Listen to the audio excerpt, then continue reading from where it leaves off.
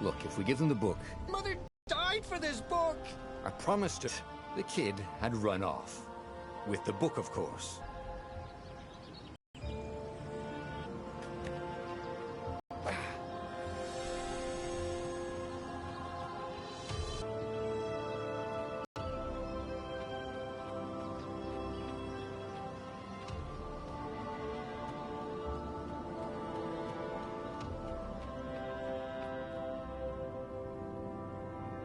The two ravens were staring at the kid like he was their dinner, which probably was what was in their tiny brains. "Hey," Bernardo said. They cocked their heads at him. "Pick on someone as ugly as you." Wait, that didn't come out right. For the Emperor! The ravens cawed and rushed at him.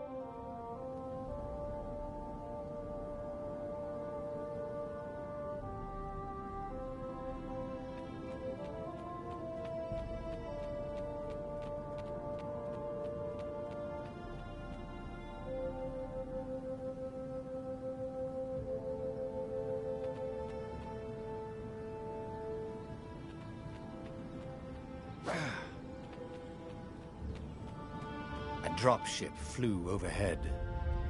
He hoped they hadn't noticed him. The kid.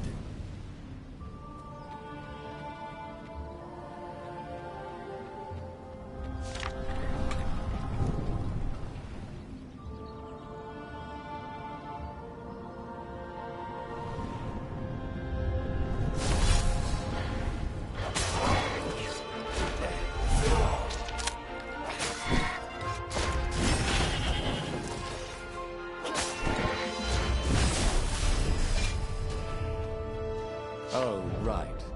The Gate of Heroes. Someone's idea of a joke, making the skyship docks a gated community. You needed a hero's sword to open it. And the kid was on the other side of the gate.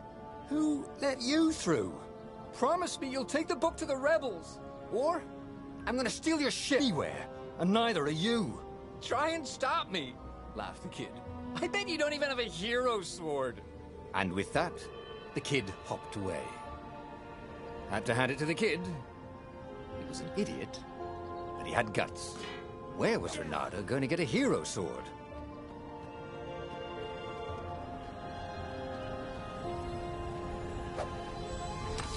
Ore and wind essence? That sounds about right. I'll need a workshop, though. Perfect.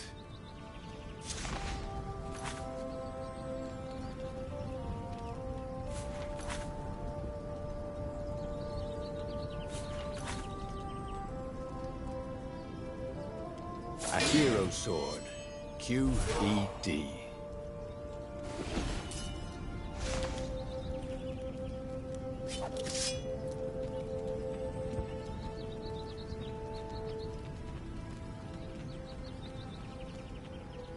This is what he got for settling down and finding people to care about. The kid's mum had been a swell cook, and she'd laughed at Renado's jokes, even when he didn't know he'd made one. And the ravens had come to burn her. And she'd made him promise to protect the kid. But she never told him where the book was. Just the kid.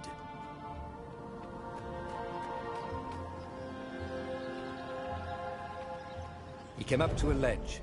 It was too far to jump. There'd been a bridge here before, hadn't there? And there was Peter, giggling at him. "How'd you get across?" he asked the kid. "Where'd you find a hook?" "I hopped," said the kid. Wise-ass kid. "Hey, look out behind you!" "Cute," said Renato. Ah, ravens.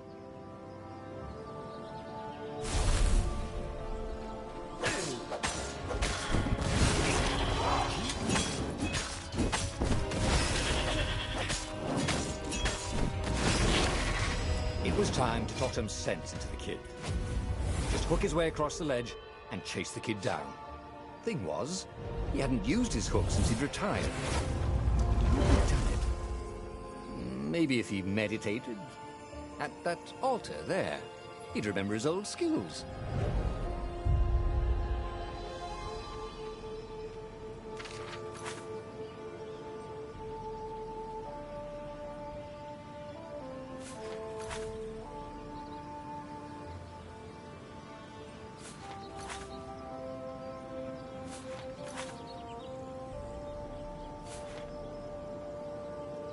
It was starting to come back to him.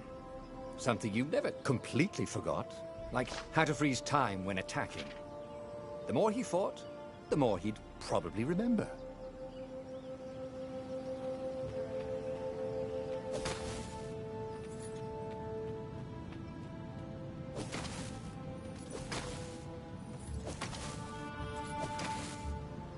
And there was the Farfarer. She was the fastest ship he'd ever known. She could do the Kestra run in 12 furlongs. Oh, so the salesman had told him. And something told him the kid was about to walk into an ambush.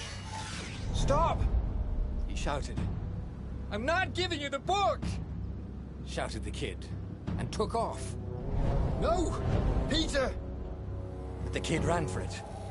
And a goggler nailed him with its ivy.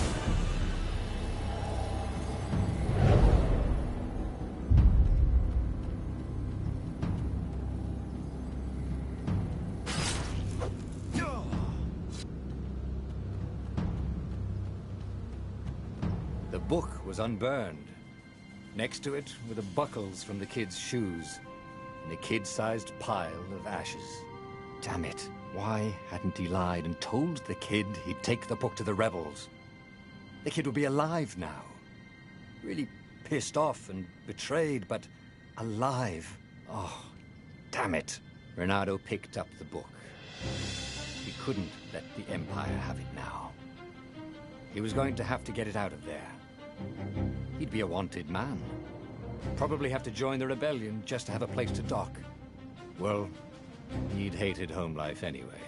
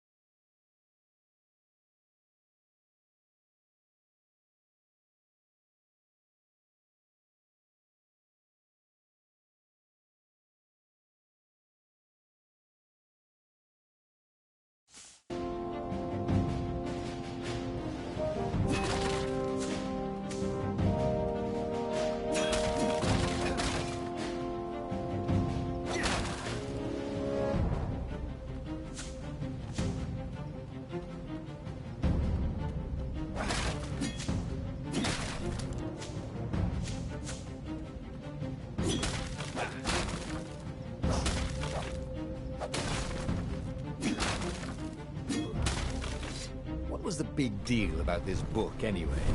Maybe he should open it and find out. All that had been years ago. How many? The war was a blur, and now 3 Raven scout ships were chasing him. Where are you running, rebel? Cawed the Raven captain over the loud hailer. Renato could see them cranking up their catapults. Just going out for milk? Renato yelled back. Where can you run? Laughed the Raven horribly. Far behind him, another city was burning. The dark cloud above its island was thousands of Imperial ships. The fleet was doing a thorough job. Take us to the rebel base! I will spare your life! It cawed. The entire jury-rigged rebel fleet was only a few islands to the east. Beyond that were only the pillars of heaven. A sea of endless blood-colored tornadoes. The rebellion was out of time. Unless Renato could bring a game-changer. Maybe he could. Renato had found out where he could find the pieces of the Sky Ripper, the legendary weapon that had exiled the lost gods. Surely a legendary weapon could win the final battle. On the other hand, his old friend Lapino had sent Renato a desperate message saying he had a brilliant scheme to save the rebellion. If Renato could only rescue him. Renato dived the Farfarer towards the abyss. As he felt the heat of the jet stream, the Raven ships peeled off, not stable enough to follow him down there. Now it was time to choose. Lapino or the Sky Ripper?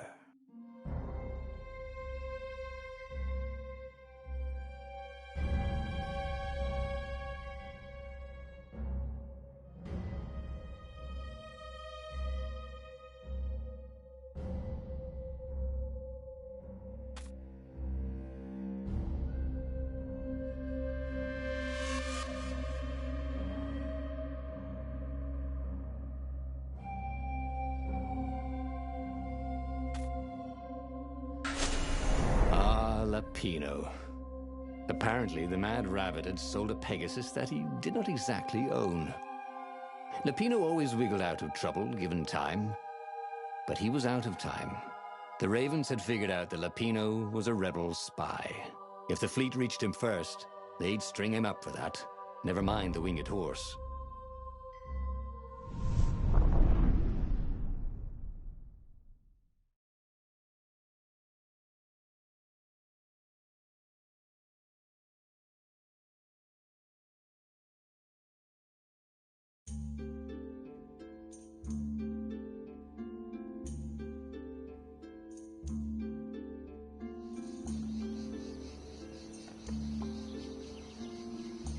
Lapino had apparently managed to confuse the judge by arguing that he hadn't actually stolen a winged horse. He'd only sold it. But wait, where was the prison? The village was empty. Had everybody fled the Ravens? If I craft a sword now, it's going to be really short.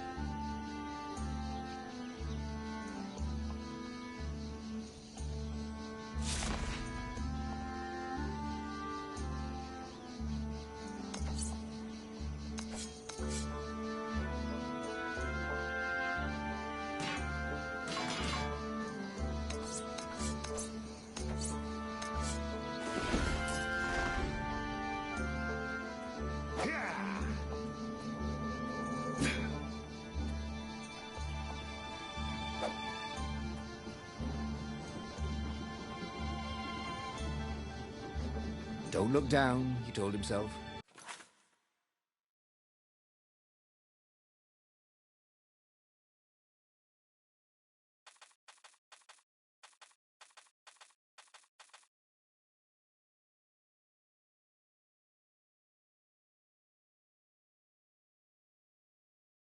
Don't look down.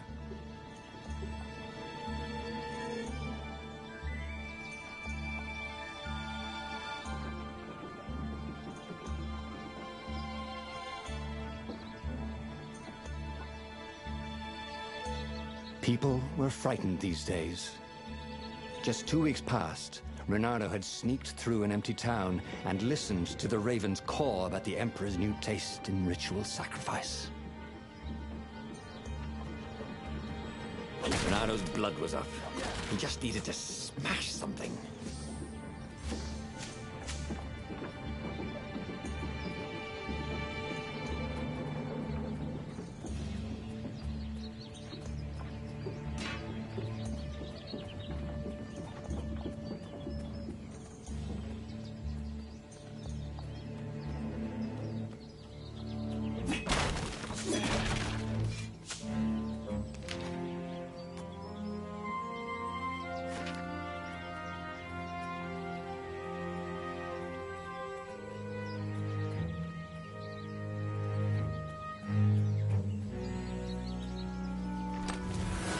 Ooh, sparkly, thought Reynardo.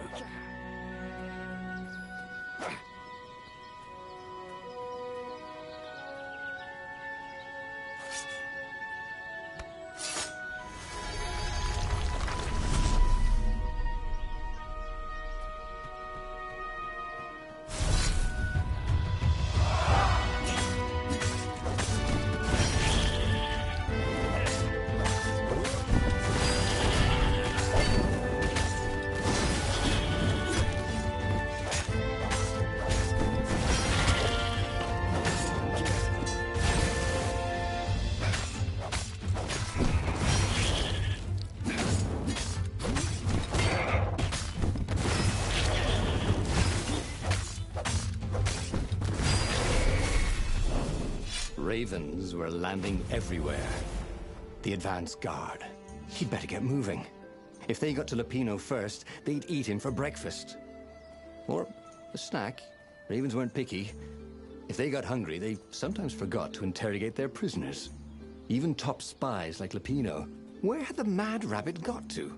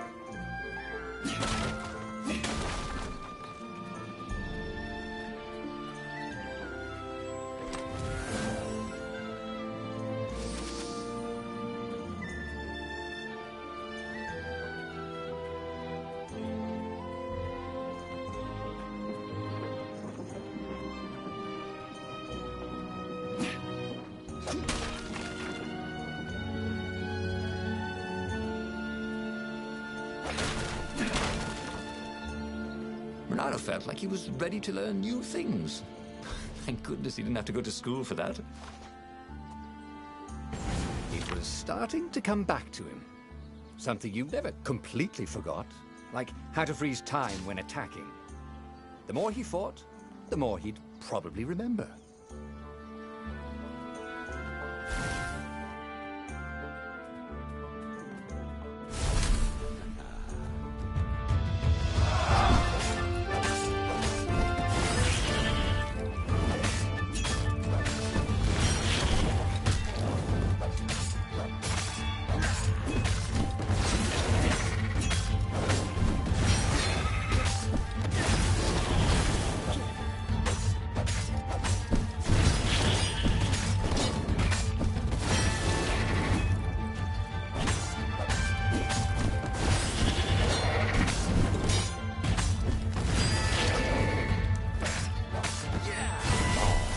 we have to stop.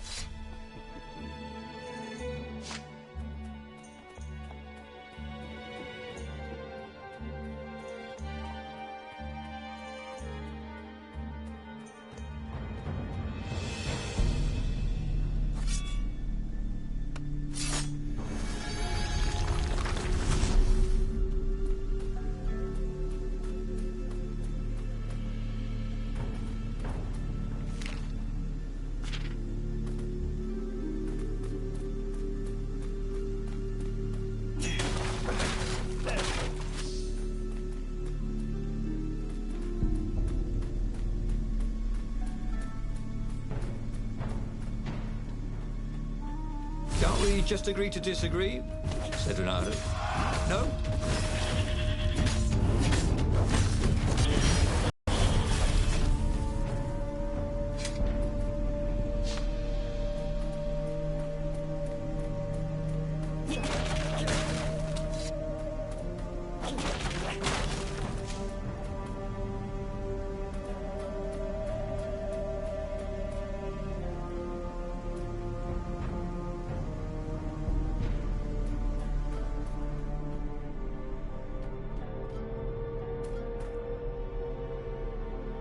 Dirty and bloody, Renato finally reached Lapino. The rabbit was practicing his shuffle. Renato recognized the cards. It was Lapino's favorite deck. Oh, I thought you were in danger. I am. The ravens are coming. Oh, the prison thing. Right, yeah, we see this guard owed me 53 ducats, so we made a deal. They're very reasonable people, actually, for weasels. Now, I got a brilliant plan to kidnap Zenobia. We capture Zenobia, we find out what she knows, and that's the whole war right there. Easy peasy, lemon squeezy. Capture the Emperor's greatest general, who also happened to be a deadly sorcerer and, oh, his only daughter? That would be worth it. On the other hand, he could still get to the core of the Sky Ripper, even if he couldn't get the whole thing. It must have great power.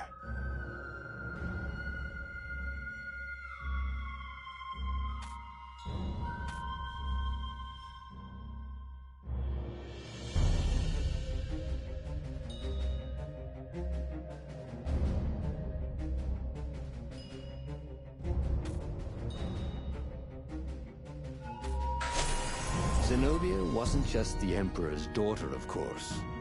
She'd been Renato's best friend in Sword Fu school. And you're still mad for her, the rabbit reminded him. They'd been close. She'd told him things no one else knew. But she'd never told him who she really was. She knows all the Emperor's plans, chuckled the Master Spy. She won't give them up easily. She'll tell the interrogators, all right, said Lapino. Taking her would change the game, all right.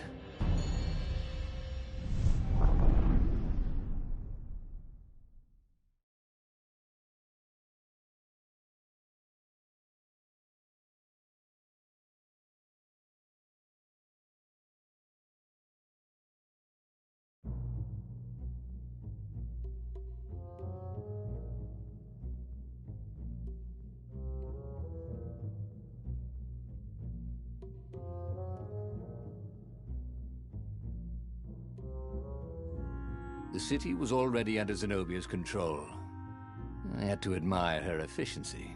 Renato shivered at the thought of Zenobia at the mercy of the interrogators. Could he really turn her over to them? But this was war. It wasn't meant to be pretty.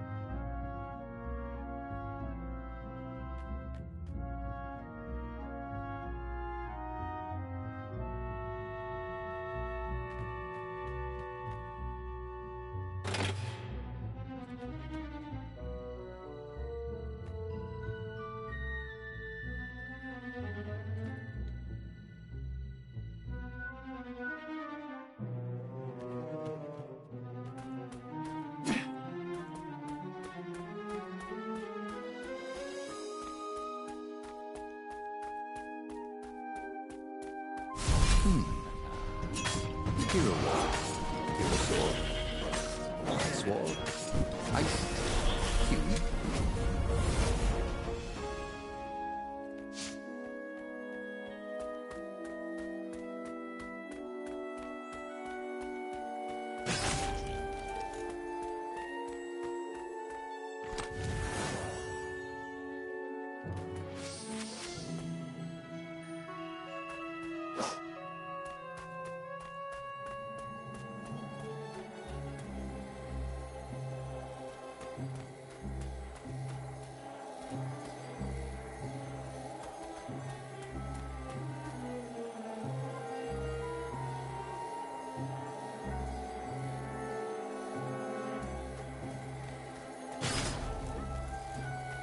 These things really slice like ham.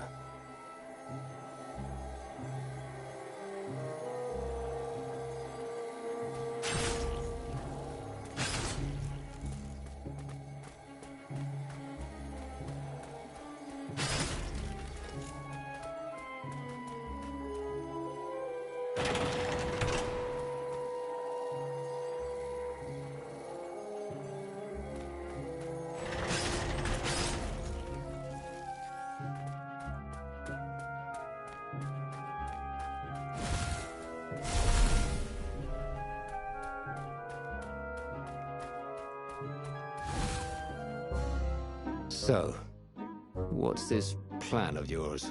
Use me as bait, said Lupino. And he outlined a slightly complicated plan that involved geese, a net, setting the Farfarer a little bit on fire, Lupino dressing as an old blind toad, and Reynardo hiding inside a monstrous watermelon. What could possibly go wrong? Thought Reynardo.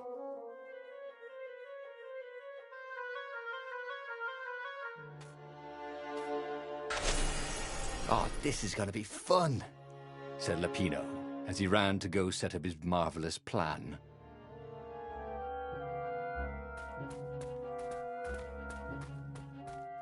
I need more materials, thought Reynardo.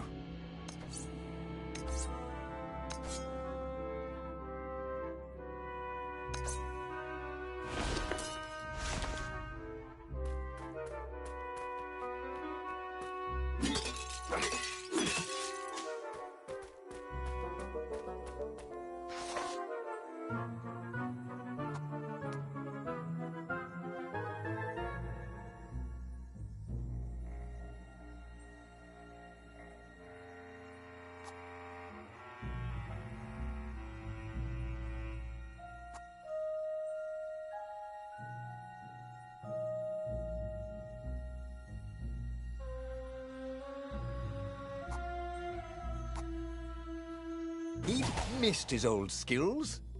He welcomed them back like it was at a reunion.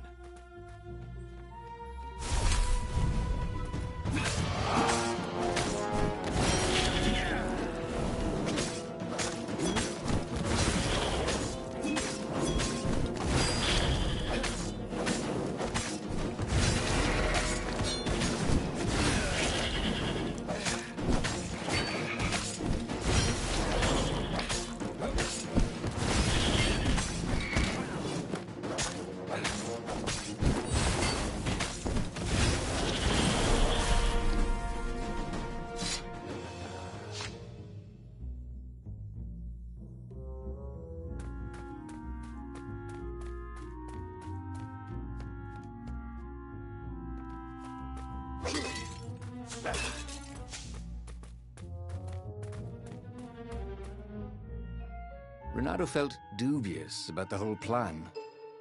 With every step, he was waiting for it all to go horribly wrong. But against all odds, Lupino's idiotic plan worked. Zenobia's ravens ran off after the geese, the net dropped, and Reynardo jumped out of the watermelon and put his sword to Zenobia's throat. "Reynardo," she said, "are those new scars? They look good on you. You never returned my velvet jacket. It was my favorite. You look stupid, Princess Nova's style. Oh, get a room, you two," said Lupino. But the fleet was coming on fast, so they put Zenobia on the Farfarer and took her east over the Nexus. She'd vanished from Swordfu School, from his life, without even saying goodbye. Without ever telling him she was the Emperor's adopted daughter. Ah, Lapina was right, Renato thought reluctantly. She knows things. She recognized his look. You're taking me to the interrogators, aren't you? She said, wide-eyed. And then she jumped, with horror. Renato saw Zenobia plummeting. Then he saw the Nexus below them. Cats always land on their feet. Ah, she'll head for the Imperial outpost, yelled Lapino. You have to catch her.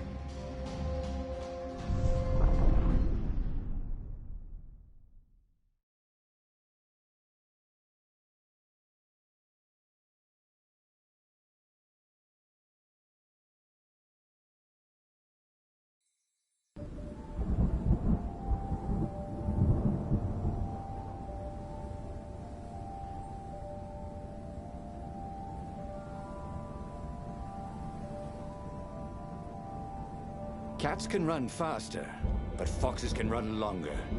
If he ran, he could head her off before she reached her minions at the outpost. Well, he did love a good chase.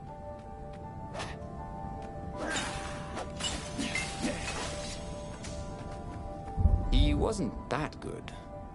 Yet.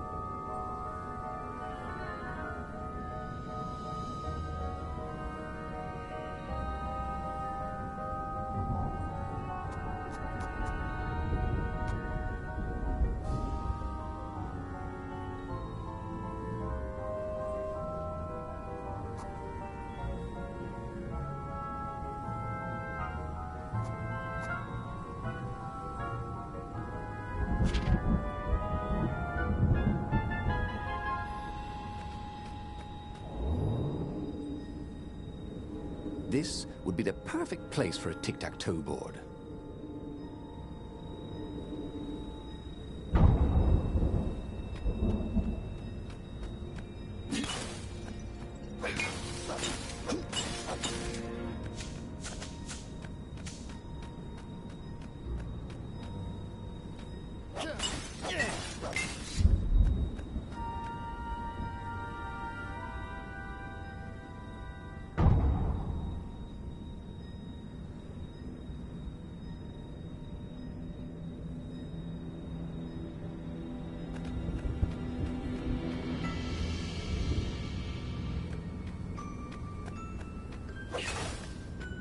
Renato had been the terror of the sandcastles when he was 2.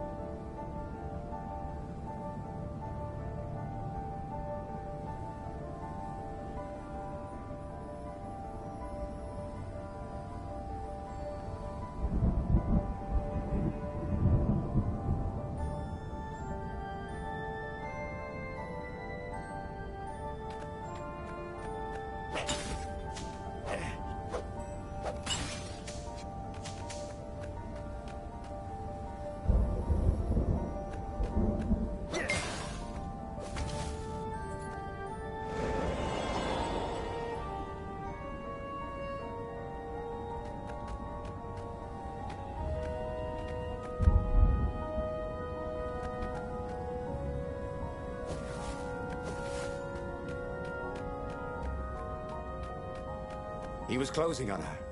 He could smell her fear. He tried not to think about the interrogators at the secret base. What did they do to her? Maybe it didn't have to end that way. Maybe he could talk to her. But, after all, there were worse things the Imperials had done to friends of his.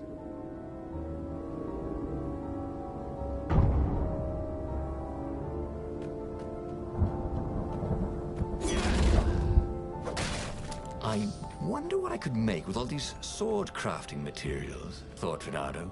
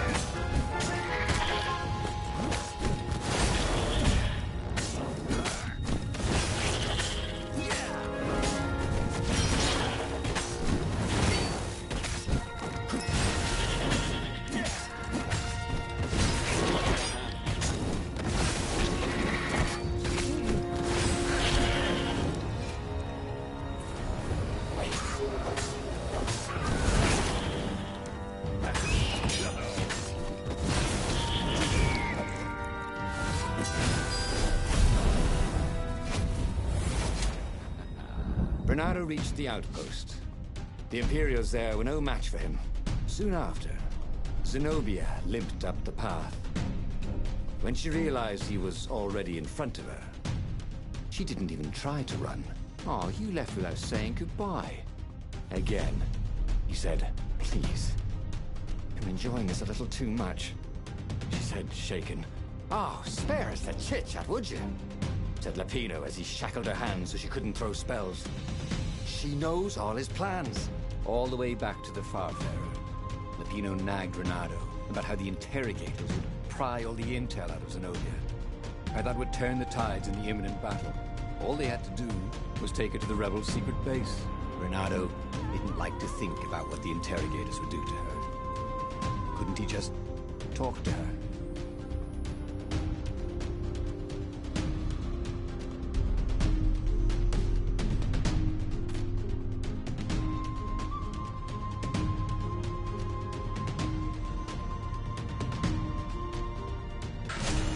As they reached the ruins, Renato could see ravens everywhere, searching for the rebel base.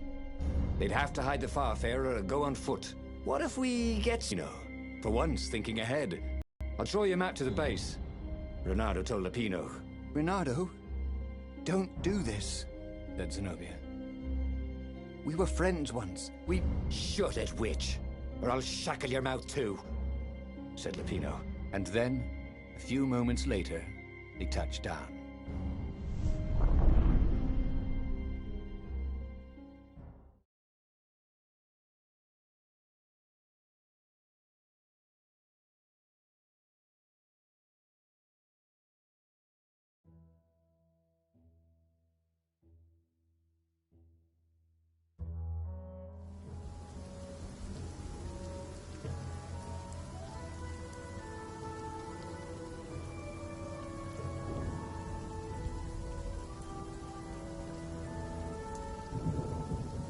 As Lapino pulled Zenobia off the Farfarer, Renato readied himself for the battle ahead.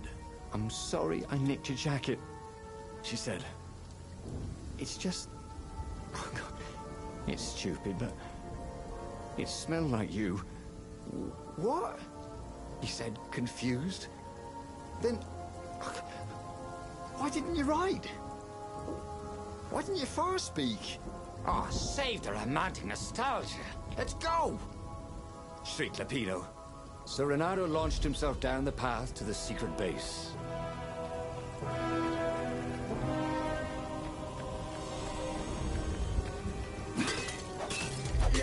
his mother wasn't watching.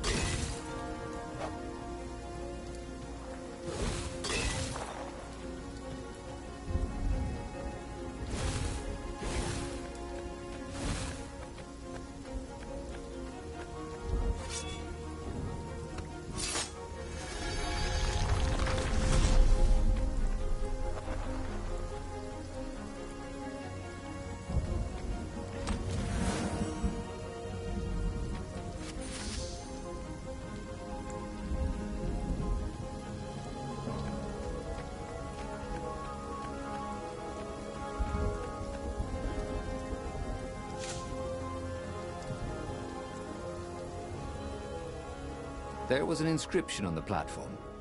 Balaleka lessons, with an address.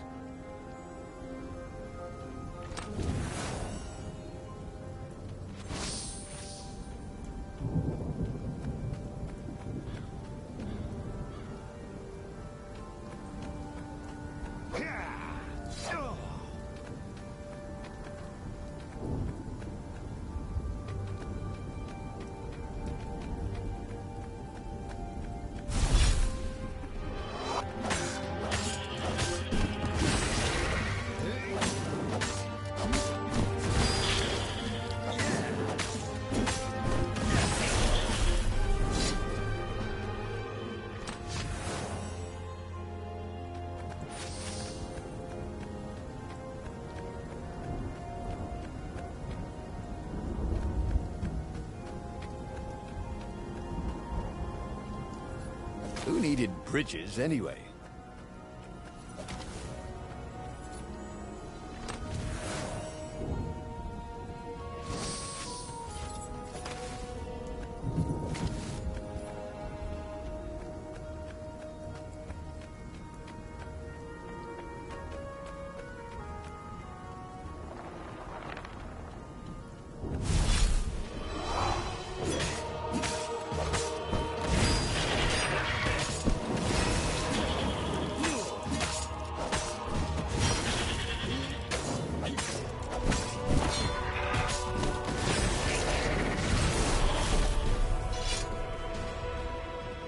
They caught their breath.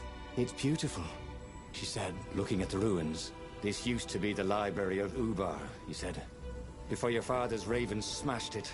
Do we have to talk politics? She asked. That's not how I want to remember you, she said with an odd, wistful look at her face. She was as beautiful as she'd ever been, and as brave. Peppino huffed. They got back on the trail.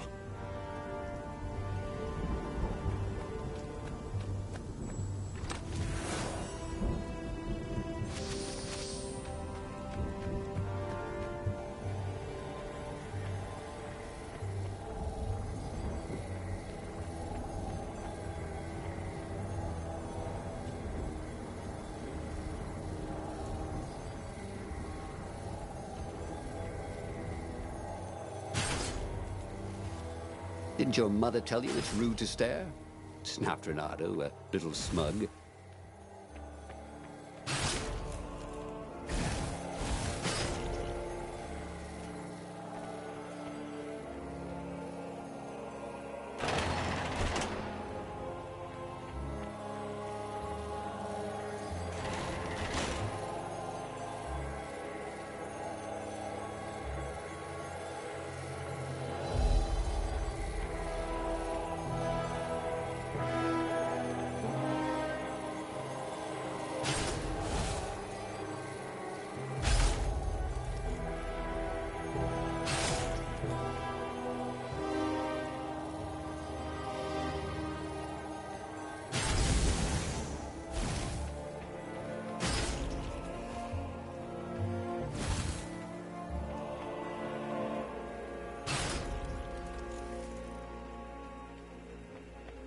Huh?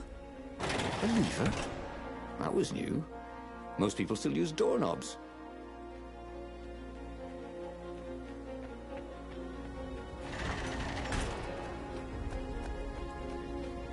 The long stairs. So he was close to the rebel base. Nothing was on fire. So far, so good.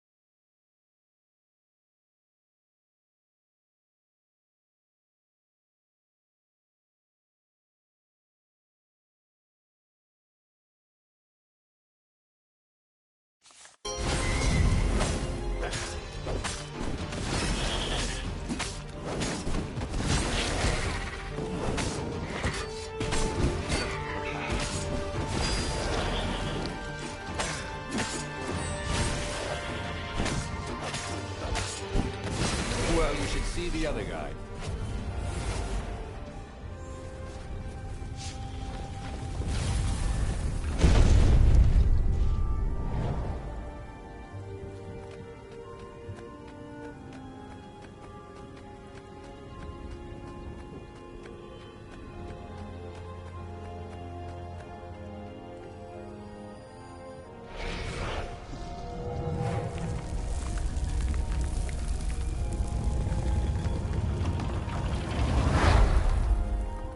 As they made their way to the secret rebel base, Renato felt strange. Zenobia was his prisoner, yet somehow she felt more like an old friend. He wanted to tell her all his secrets, but suddenly the ruins lit up with thousands of fireworks. There was a thunderous roar and dust rose. The caves were collapsing. The caves. "You've been playing me?" Renato said, and he stared at Zenobia. I'm sorry, she said, and she seemed almost embarrassed. Then everything went dark. When Renato came to, he had a terrible headache. Also, Zenobia's sword was at his throat. And her shackles were gone. So was Lupino. "The terrible thing is," he said, "I really have missed you. Now that we've destroyed the rebellion, would you consider becoming an advisor to the Emperor's daughter?" I'm no one's servant. Everybody serves. Even if it's only destiny. I like to choose my own destinies, he said. "The whole point of a destiny is you can't choose." "Oh, never mind," she said. "Look, if I see you again, I'll have to kill you." He watched her ship soar away. He would see her again, he decided. Even if he had to fight his way across the entire fleet.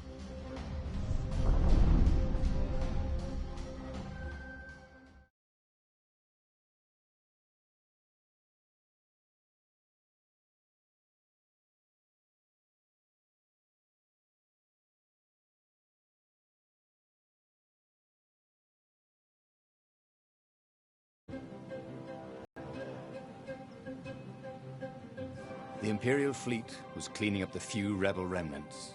For only a moment, he thought about running. But heroes don't run, even when the world is against them. Even when their cause is hopeless and their efforts futile and pointless and useless and death painful and guaranteed, he's decided to stop thinking for a while.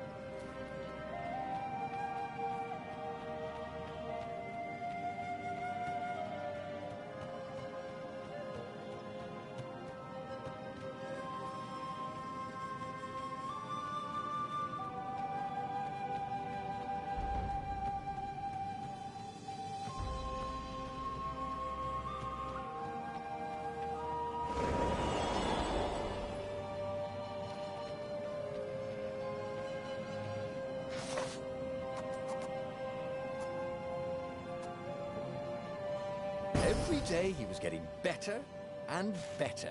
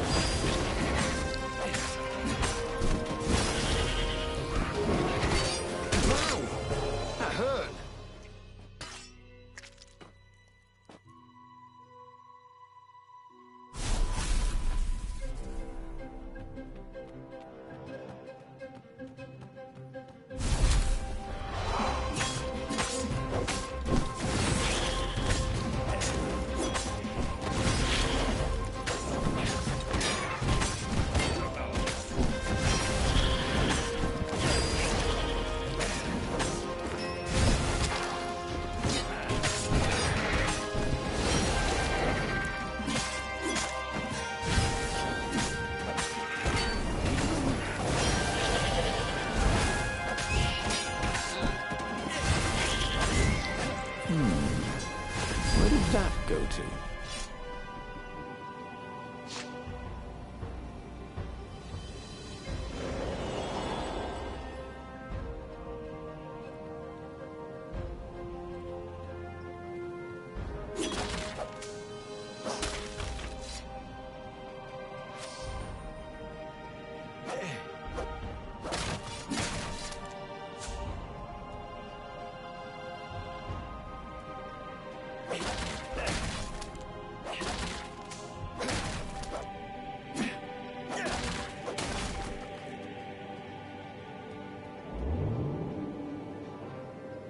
Renato wondered what would happen if he jumped.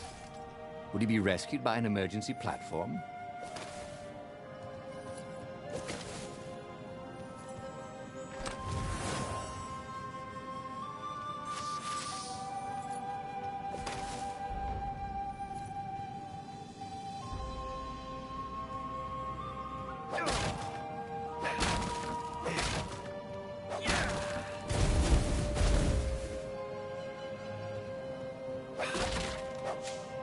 Renato felt a little better.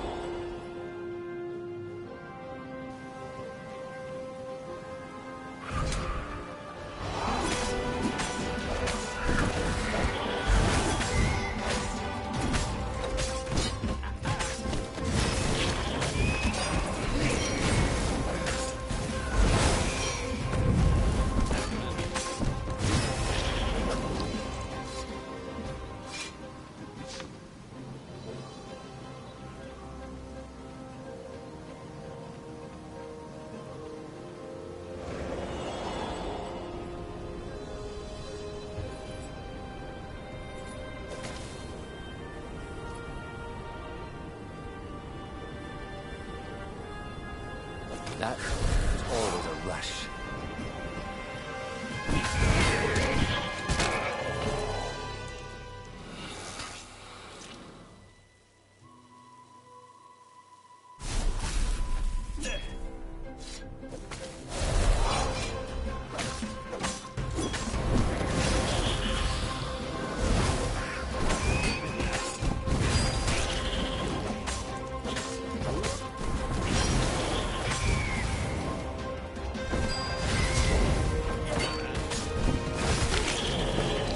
There was a radiance at the end of a long, dark tunnel.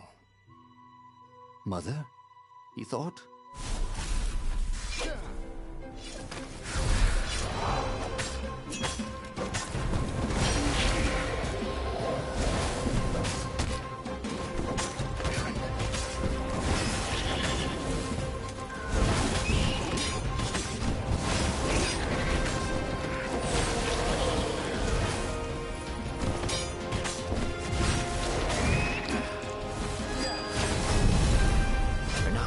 So much. It was time to turn it into something he could use.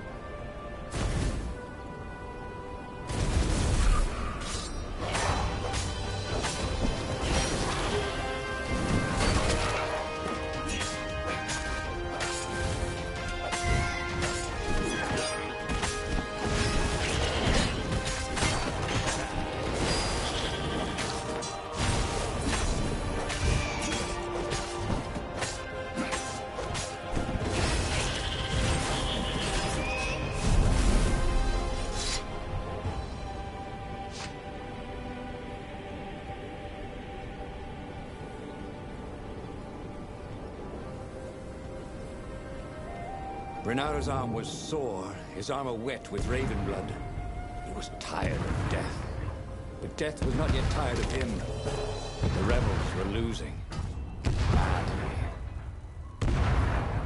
In some other universe, Renaro thought, he and Zenobia had left Sword Fu School together, taken other names and sailed off into the mists. But not this Zenobia, and not him. For him, there was nothing to do but forge ahead. Kill the Emperor and end this.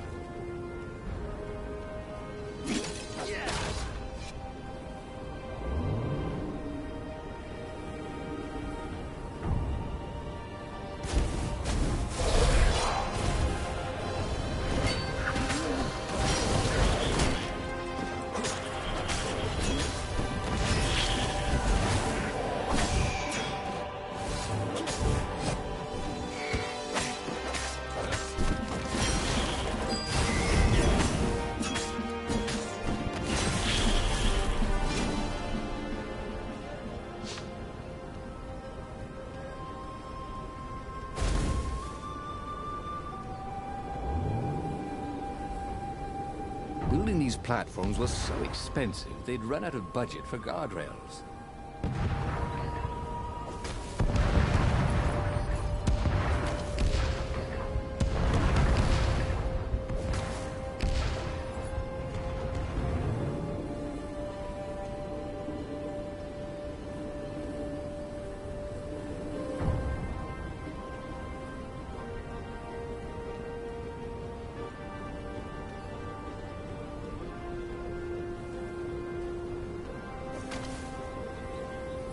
Soon he'd confront the Emperor.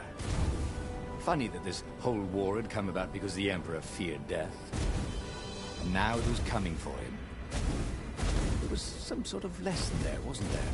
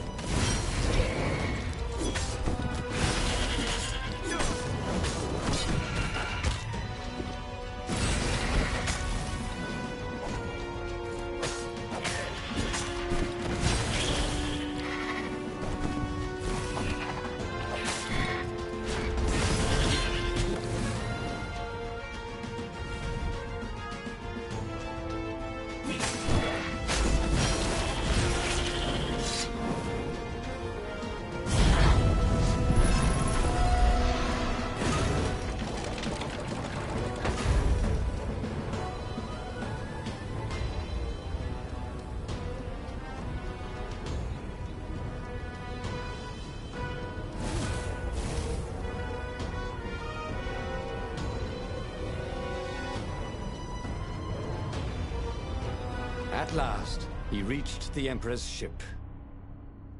Zenobia was there. "Why'd you have to come back?" she said. "Guess I'm just serving my destiny." He shrugged. "You don't even know what that word means," she said. "Do you ever wonder if things have been different all the time?" she said, and drew her sword. In the end, Renato lay bleeding out on the deck. Zenobia sat by his side, upset. "What are you so upset about?" he asked. "You wouldn't understand. Why didn't you tell me you were going to leave school? I was afraid you'd convince me not to." "I guess I'll have to buy you a drink in the halls of the Valiant then," he told her, and then he was gone. Okay, that was weird. He could have sworn he just died.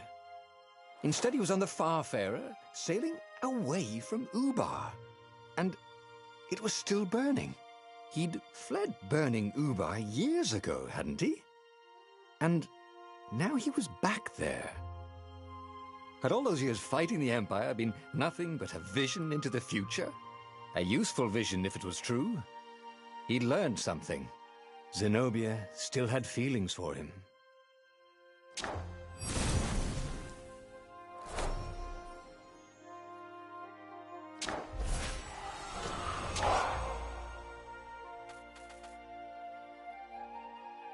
He'd made bad choices. But now, when the real battle came, he wouldn't make those choices. He wouldn't make the same mistake twice. The book's pages began to flip backwards, towards the beginning. And he realized that his adventure was just beginning. The clouds parted over the Isles of Boreas. It was time to choose. The rebellion was in trouble. Ravens were scouting for the secret rebel base. They needed a game changer.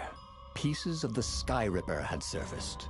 Or so a scholar in the mountains had told him. Surely the weapon that banished the lost gods could defeat the Emperor. Also, a temple had risen out of empty desert. The Emperor had brought the Sky Ripper pieces up out of ancient burial by his obscene rituals. Could this be where the Iblis stone was hidden? Someone better get it before he does, thought Renato. On the other hand, his old friend Lapino needed rescuing. Lapino was no game changer, but could Renato really leave an old friend to the Ravens?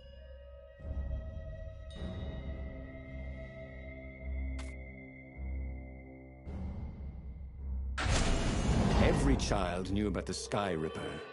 The Transcendent Emperor had buried its pieces. What could have brought them to light? This Emperor, Isengrim III, had once been kind, but he'd gone mad. And now he was conducting secret, obscene rituals to bring back the lost gods. Had he, somehow, summoned the long-lost components of the legendary weapon out of the deep places of the earth? It was more than Renato could fathom. But if he could find a legendary weapon, he would use it.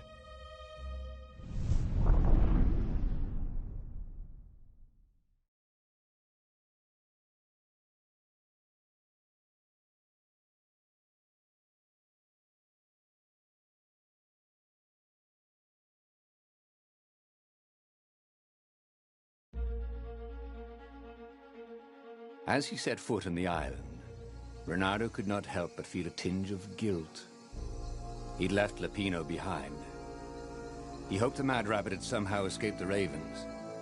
He hoped they hadn't eaten him. If they had, he hoped they hadn't eaten him alive.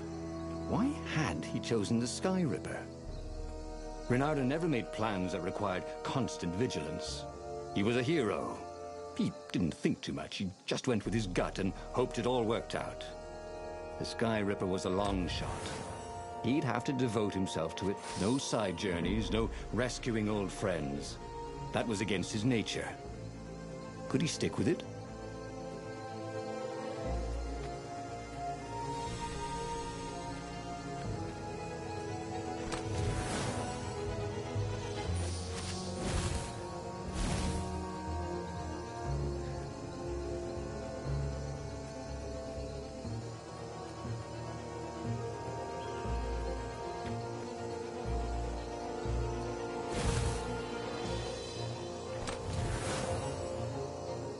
It was time to make a new sword.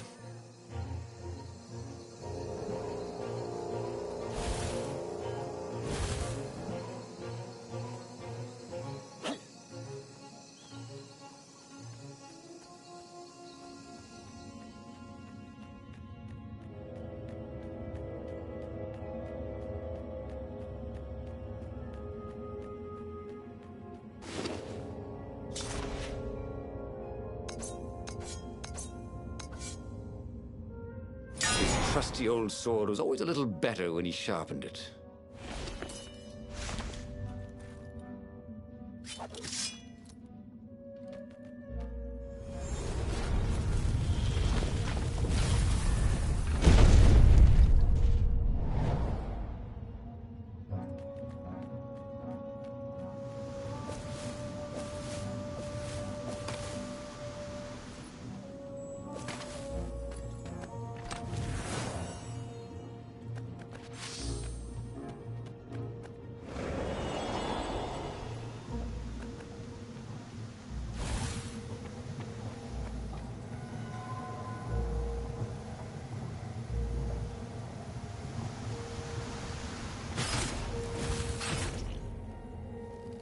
You blinked.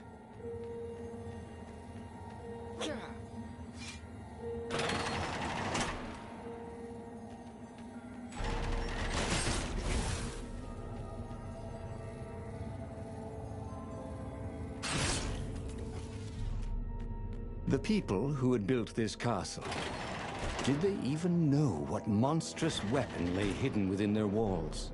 The Sky Ripper could destroy anything it touched, or so the legend said. As the Transcendent Emperor had fought the lost gods, thousands of thousands had died. But Reynardo had been through wars. The only merciful war was a short one.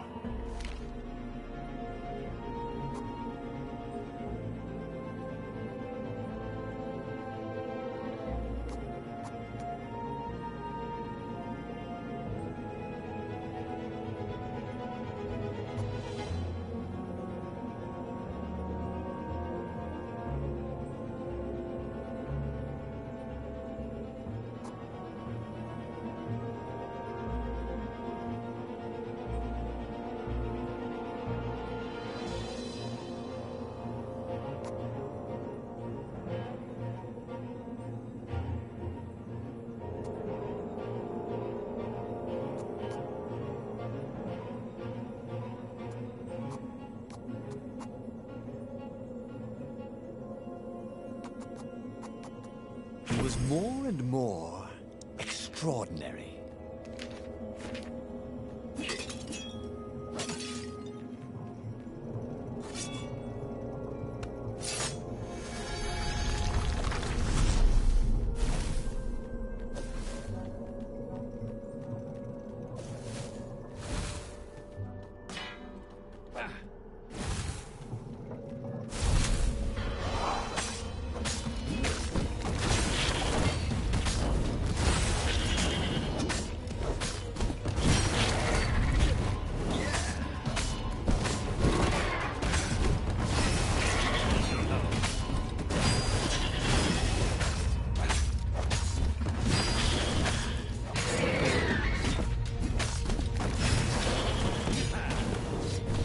Can I borrow that?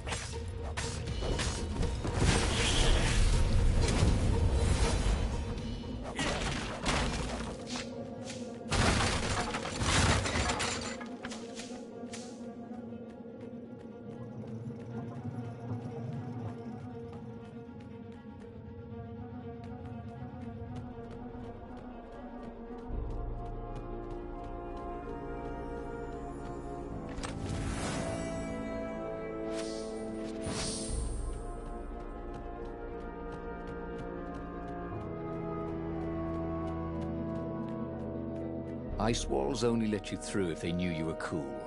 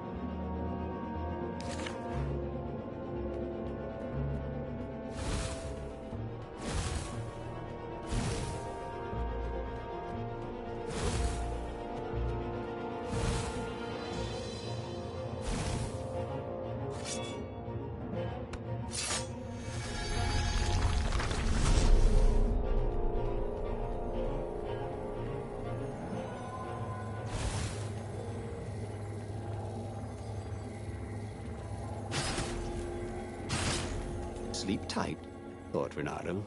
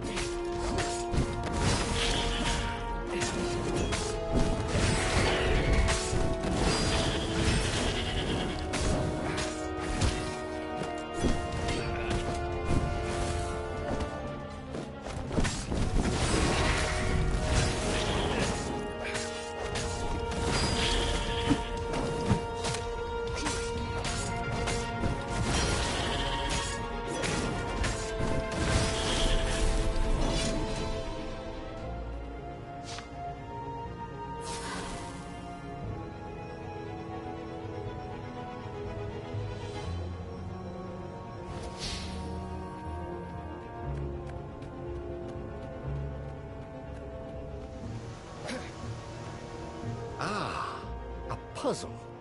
Renato loved puzzles. Figure them out. On the other hand, if there was a puzzle, it was probably meant to keep people away from something good.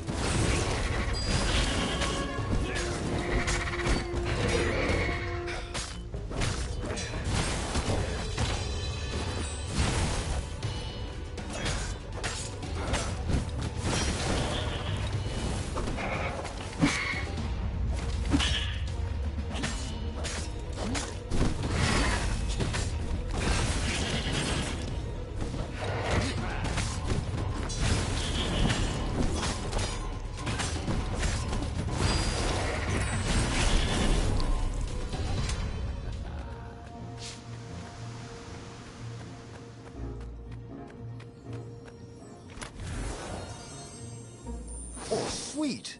A gem. All he needed now was a workbench, and he could slot it into his gauntlet.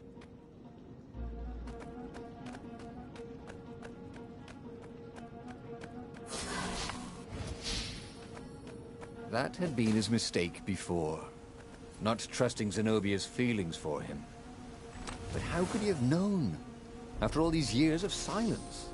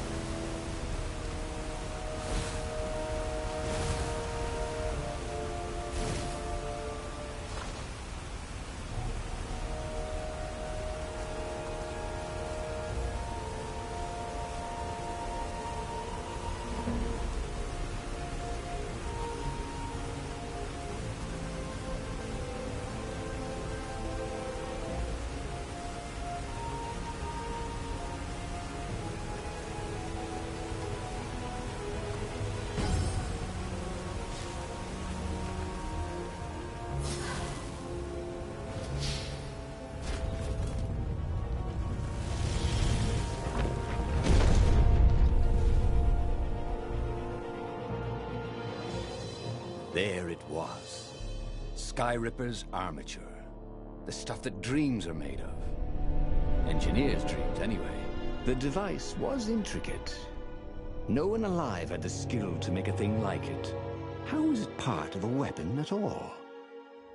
He'd have to ask a scientist. But first, he'd get the second piece. Skyripper had a heart. A core that had come to rest on the next island. Well, there was another island he could reach. Zenobia had just invaded it with her father's Raven battalions. She must be encamped there still. But fighting Zenobia now, that made no sense at all. He'd already sacrificed one friend to get this armature, was it? He didn't need to hurry to face her. She would find him.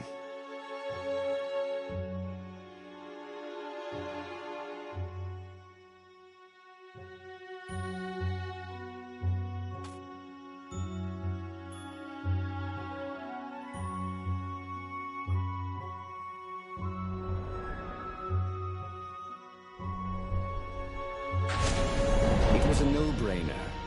He'd sacrificed his old friend Lapino to get the armature. And the armature was useless by itself, only a series of coils and wheels. War demanded sacrifices, and he would make more before the end. He would have to choose the greatest good no matter how much it cost him. Zenobia. Well, he would see her sooner or later, across a battlefield or a sword's point before all this was over. He was sure of that. The power was in the core. Obviously, he had to get the core.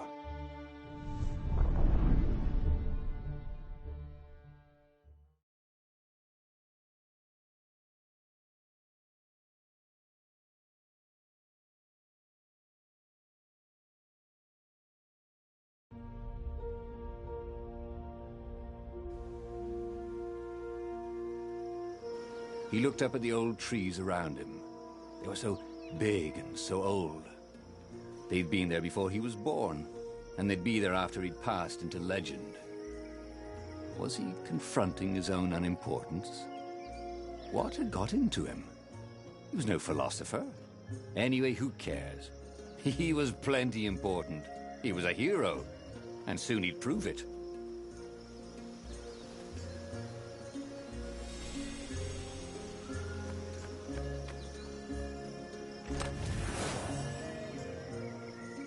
You know, ore is pretty heavy to carry. You know what's not? A new sword.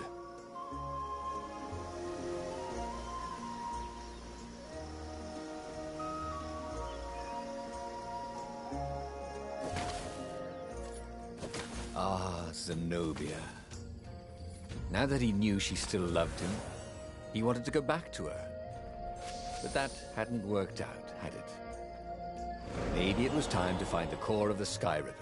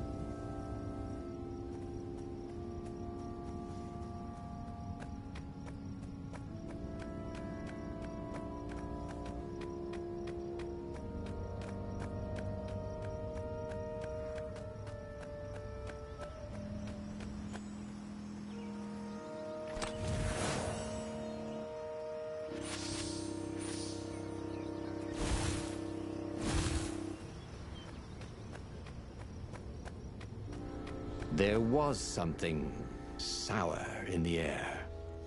Like the earth had ruptured over something that had been fermenting for a very long time.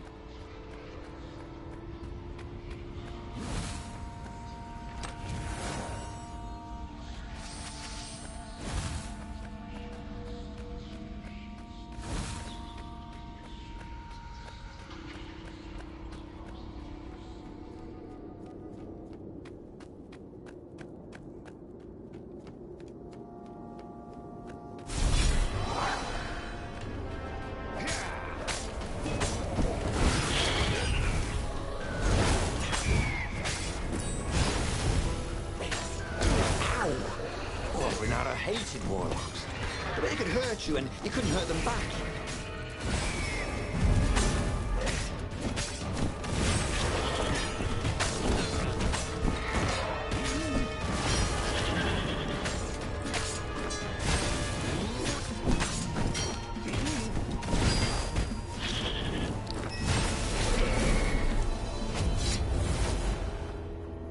There were fewer and fewer trees. There were only these huge crystalline growths. Had those been here before? He no longer heard birds except for the feverish cawing of the ravens when they attacked. He couldn't smell the small animals of the forest, the mice and rabbits. Where had they gone? And he was getting hungry too. This was an unhealthy place to be.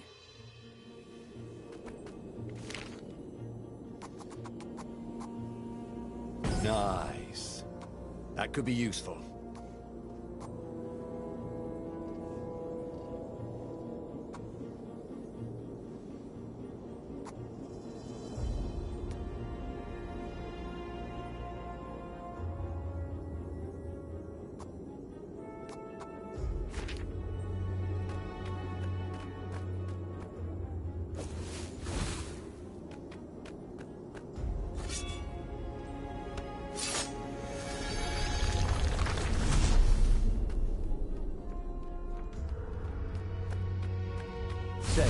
How are you guys fixed for life insurance?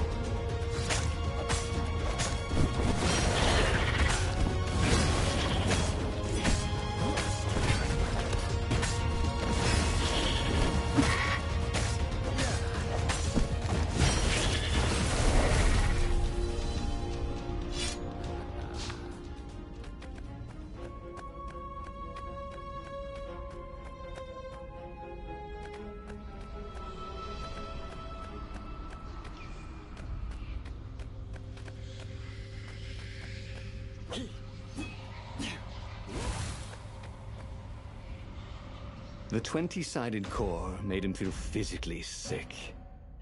Once he had sneaked into a temple of the dark arts, and he hadn't liked what he smelt and saw there. This felt like that. As quick as he could, he wrangled the icosahedron into the armature. The wheels began to spin, then glow. The sick feeling quickly spun away. Now he only felt sad. He had lost good friends for this war apparatus. He carried his prize back to the Farfarer. Now he had to make his next move. There was a key Imperial outpost on the Nexus. If this really was some sort of superweapon, he could use it to wreak havoc on the enemy. And if it wasn't, well, better to know that before the final battle. But maybe he should show it to some scientists first.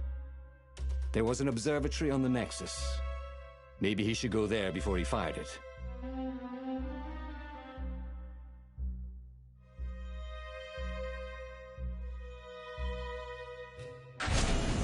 Well, of course. If you've just assembled a weapon out of legend that can exile gods from the world, you'd want to have a scientist or two look at it.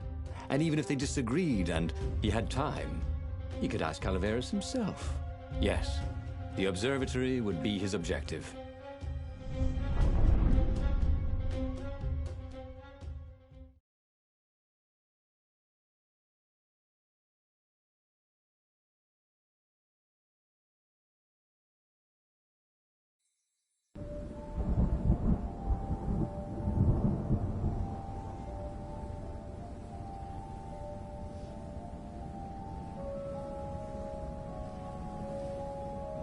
Why had the parts of the Sky Ripper only surfaced now, thousands of years after the Transcendent Emperor had dismantled it? The mad Emperor Isengrim had performed terrible, bloodthirsty rituals to invoke the lost gods. Was that why these ancient artifacts were rising out of the ground? How perfect, then, that the Sky Ripper would reappear to be his destruction.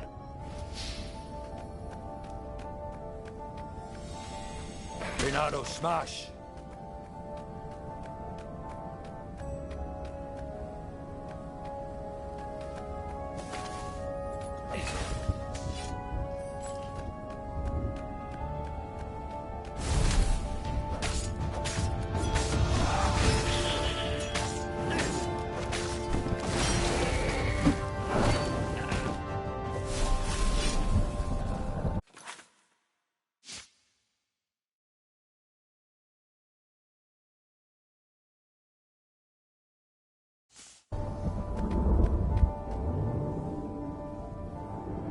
What did you do if one of these platforms stalled?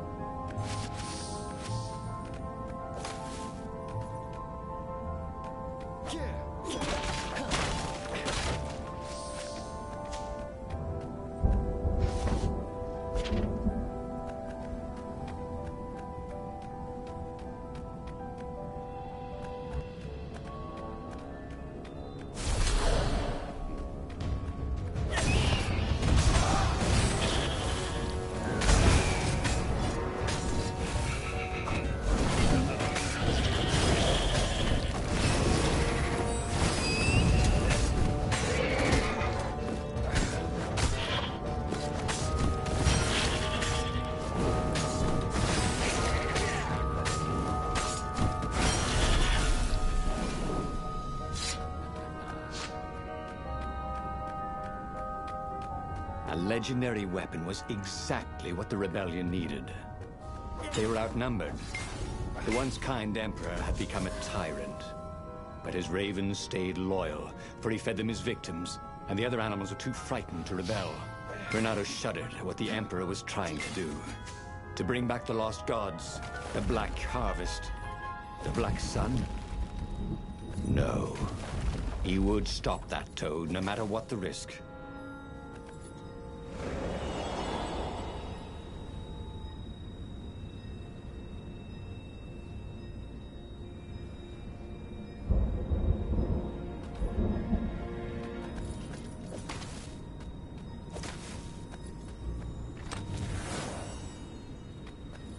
could he craft with the materials he had?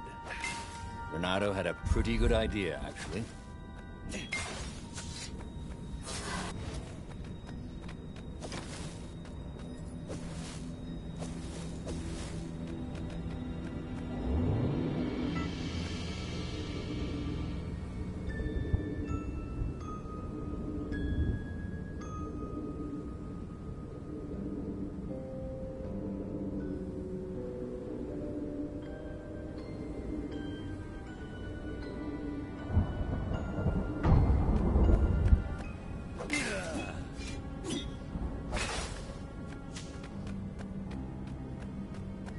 The Nexus Observatory had the Empire's most renowned scientists, working by themselves without interference.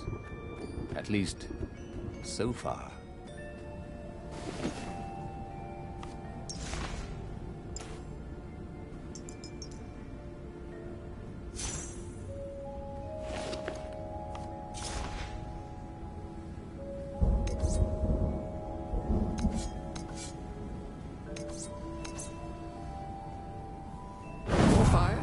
Yes, please.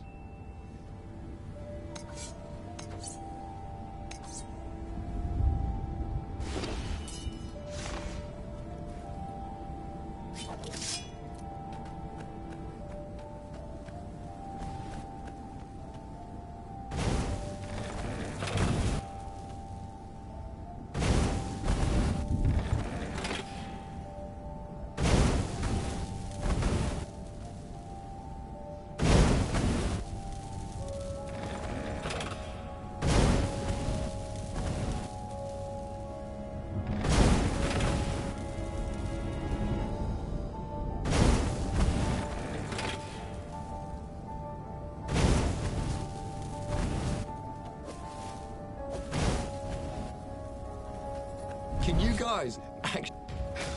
Boy, some people are just liable to explode if you upset them.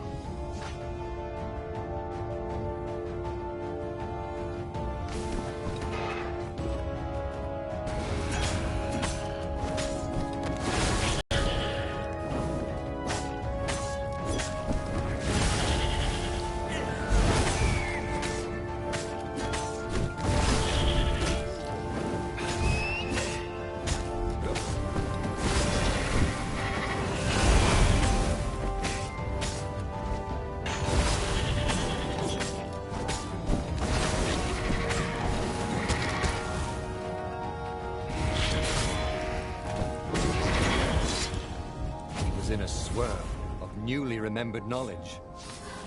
He needed to focus.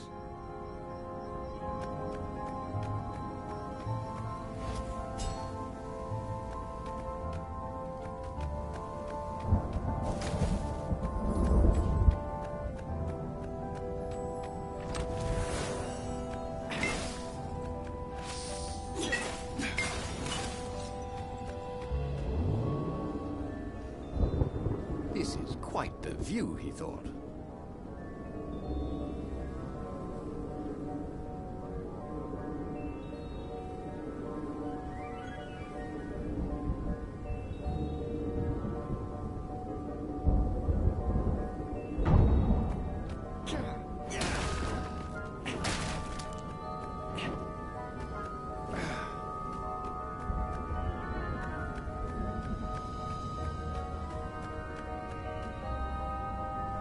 Renato was thrilled.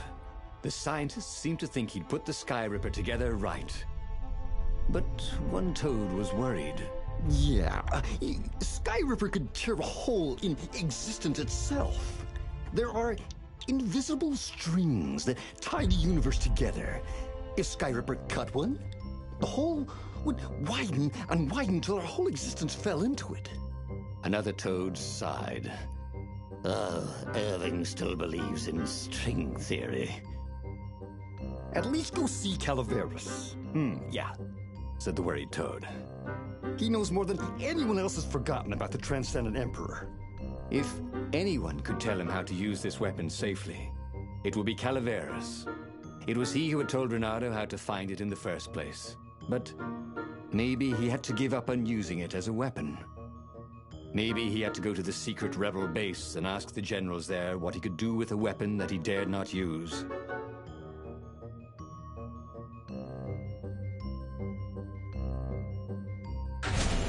Well, he should have known he'd have to consult Calaveras again. The scientists at the observatory were smart enough. But what did they know of the Transcendent Emperor? He hoped it wouldn't delay him too long. The rebels had scheduled the final battle soon. Every day they delayed risked the exposure of the secret base. And some soldiers were already drifting back to their homes and families. Calaveras would fix the Sky Ripper for him, and then he would win the final battle.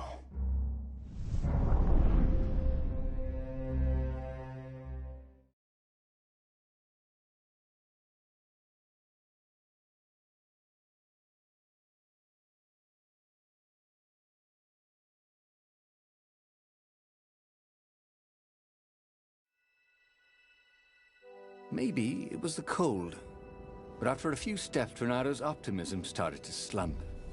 What if Calaveras couldn't help? Did Renado dare use the Sky Ripper? Oh, he hated that he had chosen this path. It was so much simpler to rescue friends and attack enemies, even if some of those friends were more trouble than his enemies. Some of those enemies had been friends before and might be lovers after.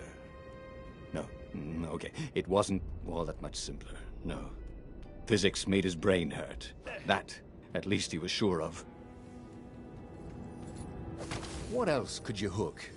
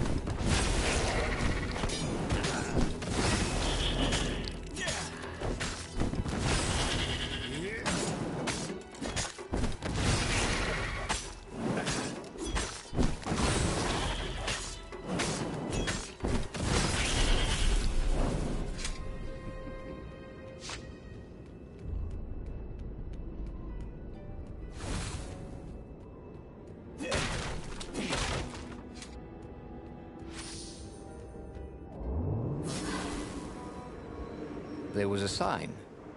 Take the goat across first.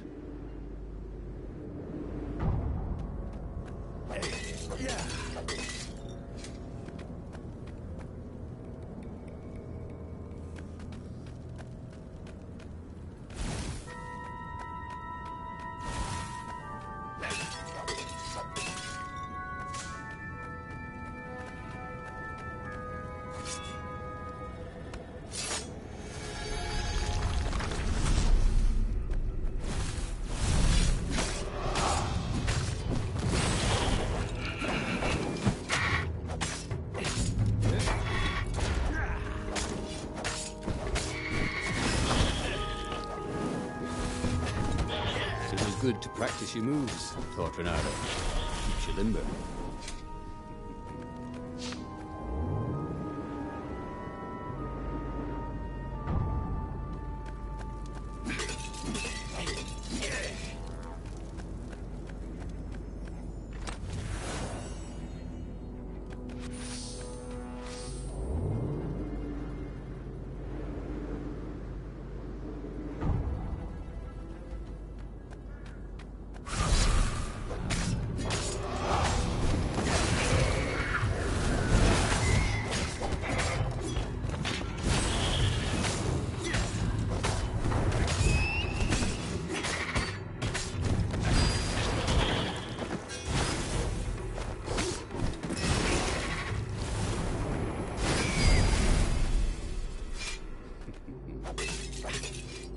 Tried to focus on the now.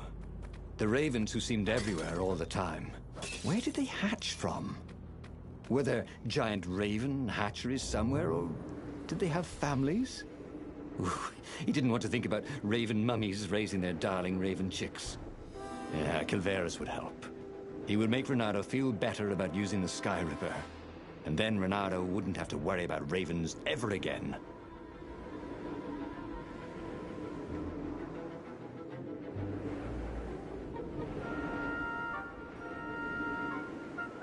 Renato's paws were getting numb.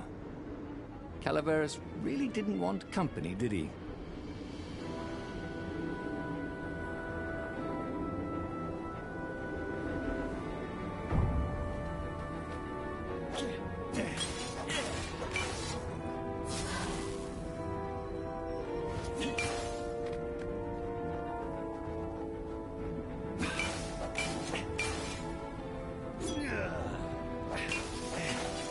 It wasn't his fault. They looked so breakable.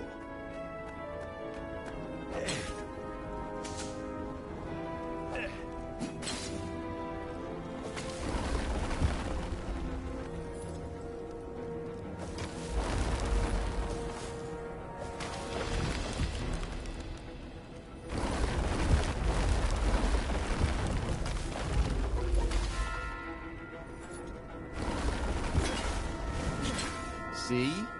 With enough leverage, you could go anywhere.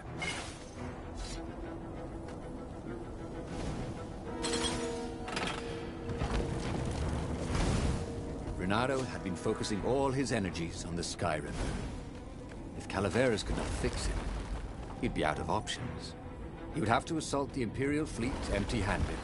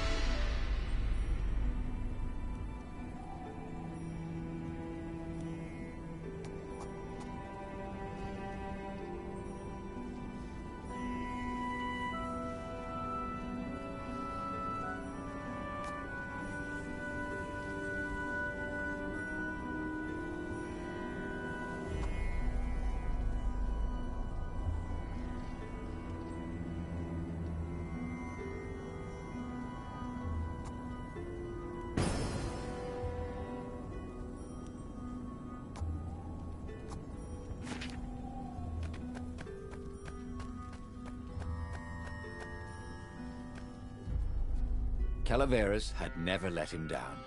Yeah, of course I can make it work better. But when Renato explained about the strings, Calaveras grew thoughtful. Oh, strings, you say? Well, the Arcana do speak of the ties that bind the world. He drew many intricate symbols in the dirt. Yeah, so, according to my calculations, each time you fire, I'm afraid there's a 1 in 120 chance you'll destroy the universe. That's pretty good odds. That's like rolling, 21 dice and they all come up 6. What are the odds of that? What? No! It's more like 2.716s in a row. Anyway, with those odds, it won't happen if I use it just once. Yeah, that's not right. Each time you use it... Okay, look, just don't use it ever. All right, I guess. As he sailed away from the mountains, Renato could see clouds darkening. Rain? No. Ships. Imperial ships, swarming thick as bees. This was it. The big battle. They could not afford to lose this one. What if it did not go well? Sky Ripper. Could he gamble the universe? On the other hand, what were the odds of rolling 21 6s in a row?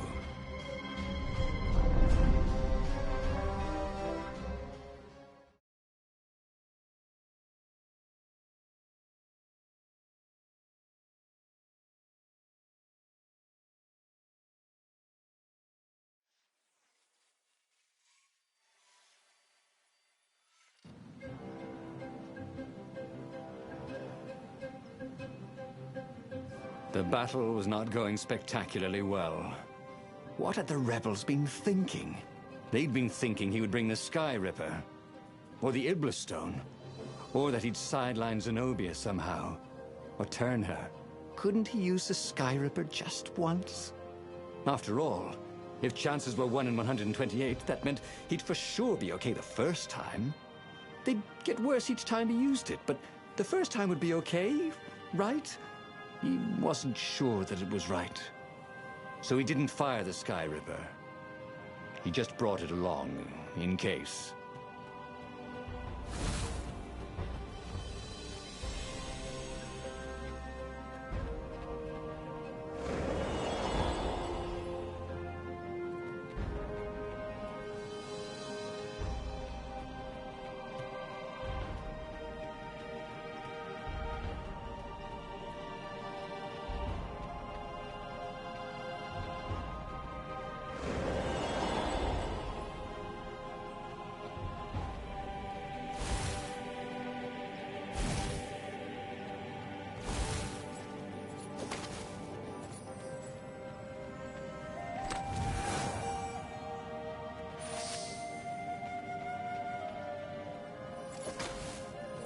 The portal was heavily guarded.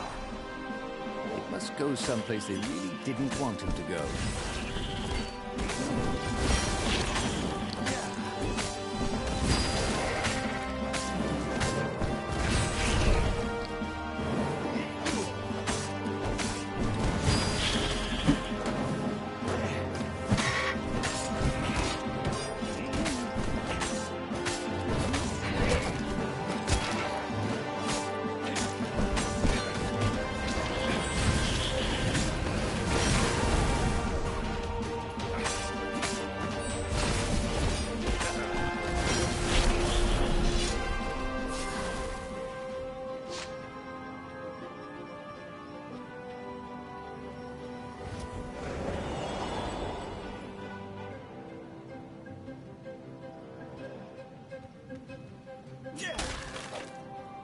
Smashing things was fun.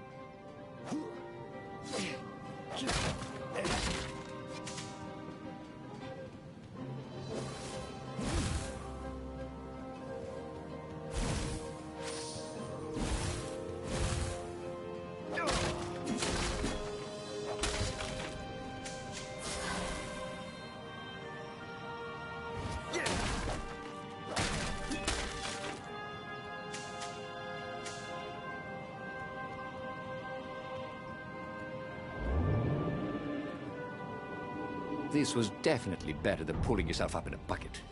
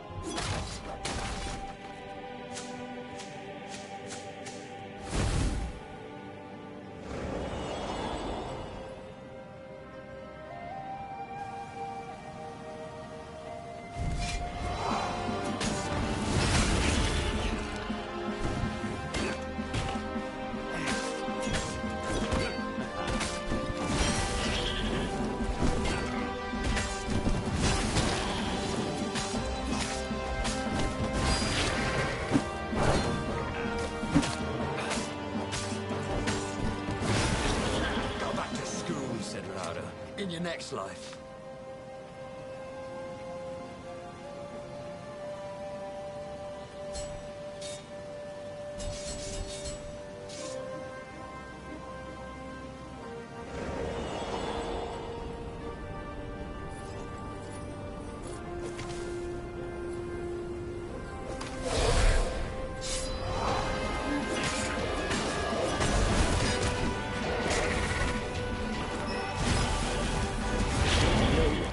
Bernardo at Hot Potato.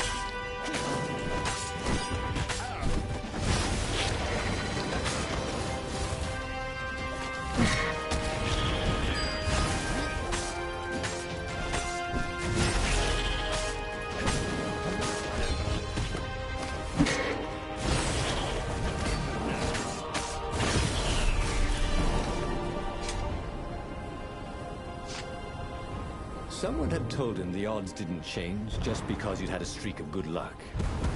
His gut told him that was wrong, though, and he always listened to his gut. On the other hand, 128 chances to win, but one of them would destroy the universe.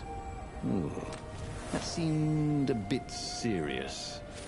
Maybe he could defeat the Emperor without firing the Sky Ripper. Maybe he could bluff, but with a real weapon.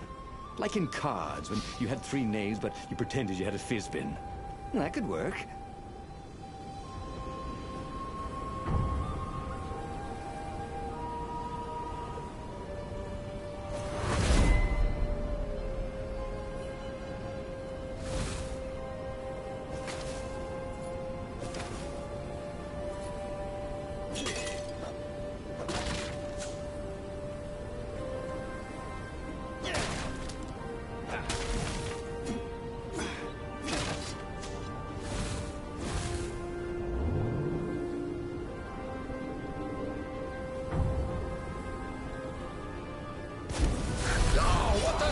Say, asked one raven. Another one called back, "Go, go, dying!" They both laughed hysterically.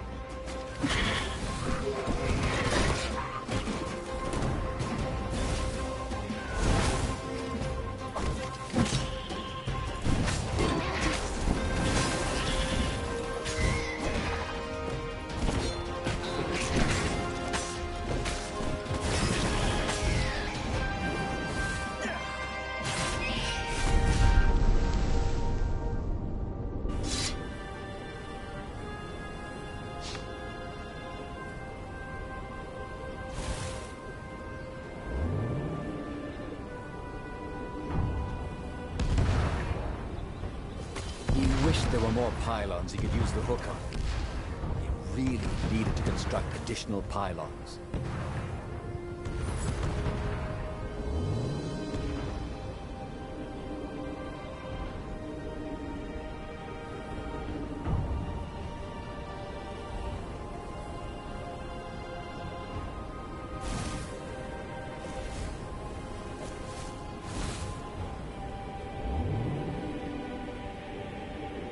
Take a leap of faith, said the inscription.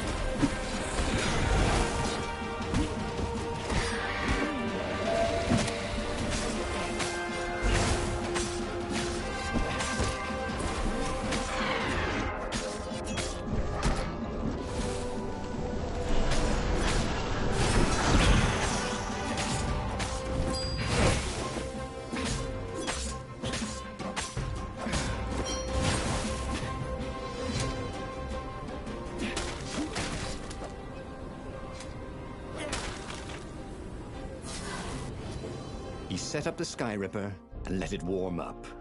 He would bluff if he had to. Zenobia came out, flanked by a very daunting platoon of ravens. "You won't actually use that," she said in that annoying, "I know everything because I'm a cat and you know nothing because you're just a fox" voice she had. Or "I know the odds." Good, because there's a real chance you could destroy the universe. No, not the first time I use it. The odds are too low. What? No? Yeah, sure. The first time, the odds are practically nothing. They only go up if I use it a bunch more times. No, but that's not how odds work. Didn't you pay attention in class? Now surrender, or I'll use it. Just once, he said. Don't. He felt sure the odds were with him. He had to go with his gut. That's what heroes do. Fire, he said. Please? The Skyripper fired. With a tremendous whoosh, the Emperor's flagship went up in flames. It was awesome. And then he noticed there was a hole in the air. A blackness, like a tear in a parchment. Wind was blowing into it, widening it. It grew larger, and even larger. Crates fell upwards into it, and the world itself seemed bent, like the reflection on a curved mirror, as it poured into the ravenous hole. Oh, 1 in 128. What are the odds? Thought Reynardo, and then everything fell into the hole and was gone. Reynardo stared at the book. He was still alive. Again. And still only flying away from burning Ubar. Had he lived that adventure? Or only dreamt it? Had he really died? It felt so real, not like a dream at all. And he'd lost again. Oh, he hated that. But he had made different choices. And he'd lost in a different way. It was the book, wasn't it? Oracles showed you your destiny. But this was showing him different ways he could die miserably. Thanks a bunch, book, he thought. But these were destinies that he did not have to fulfill. But he'd learned another true thing. The core was powerful, but dangerous if used improperly.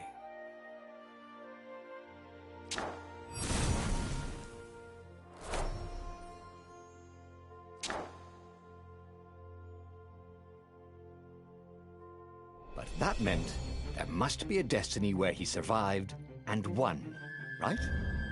Otherwise, what was the point? And with that, the book's pages fluttered back once more to the beginning, and the clouds parted over the Isles of Boreas. It was time to choose. The rebellion was in trouble. Ravens were scouting for the secret rebel base. They needed a game-changer. Pieces of the Skyripper had surfaced. Reynardo knew that using it could go catastrophically wrong. But he was sure he could figure out how to use it safely. Also, a temple had risen out of empty desert. The Emperor had brought the Skyripper pieces up out of ancient burial by his obscene rituals. Could this be where the Iblis stone was hidden? Someone better get it before he does, thought Reynardo. On the other hand, his old friend Lapino needed rescuing. Lapino was no game-changer, but could Reynardo really leave an old friend to the Ravens? The island was windswept desert. No one went there except ostriches and ostrich hunters. The Iblis stone. It sounded ominous. It sounded powerful. If the Emperor was searching for it, it must be dangerous. And so, Reynardo went ostrich hunting.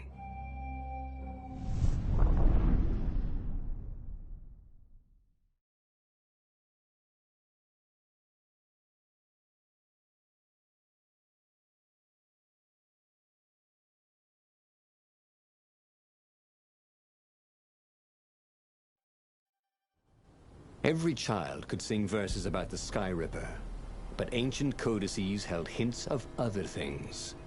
A stone that ate souls, a ruby that drank blood, a jewel only a righteous man could give away. Were all these things the Iblis stone? Long hidden in a buried temple? Another ancient item that was only resurfacing now? Drawn up from the deeps by the Emperor's horrific rituals?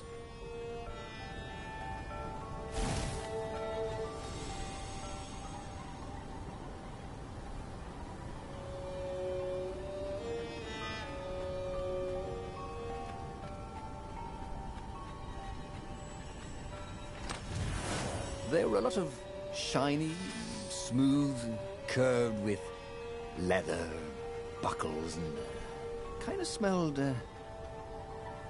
you know what? Never mind. Yes, there was also ore and other useful stuff. let's focus on that, shall we?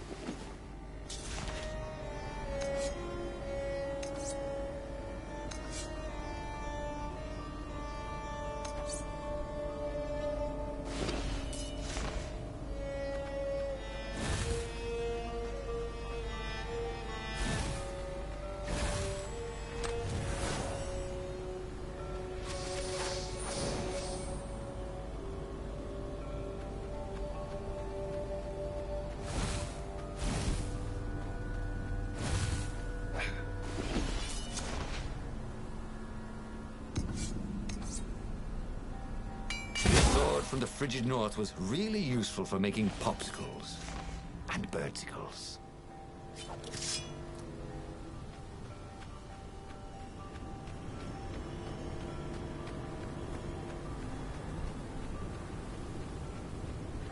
Renato distrusted doors that opened automatically, especially after being buried for millennia.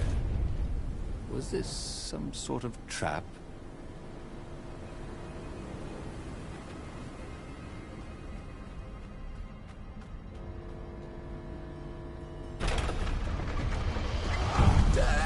Traitors! Go on to Ravens.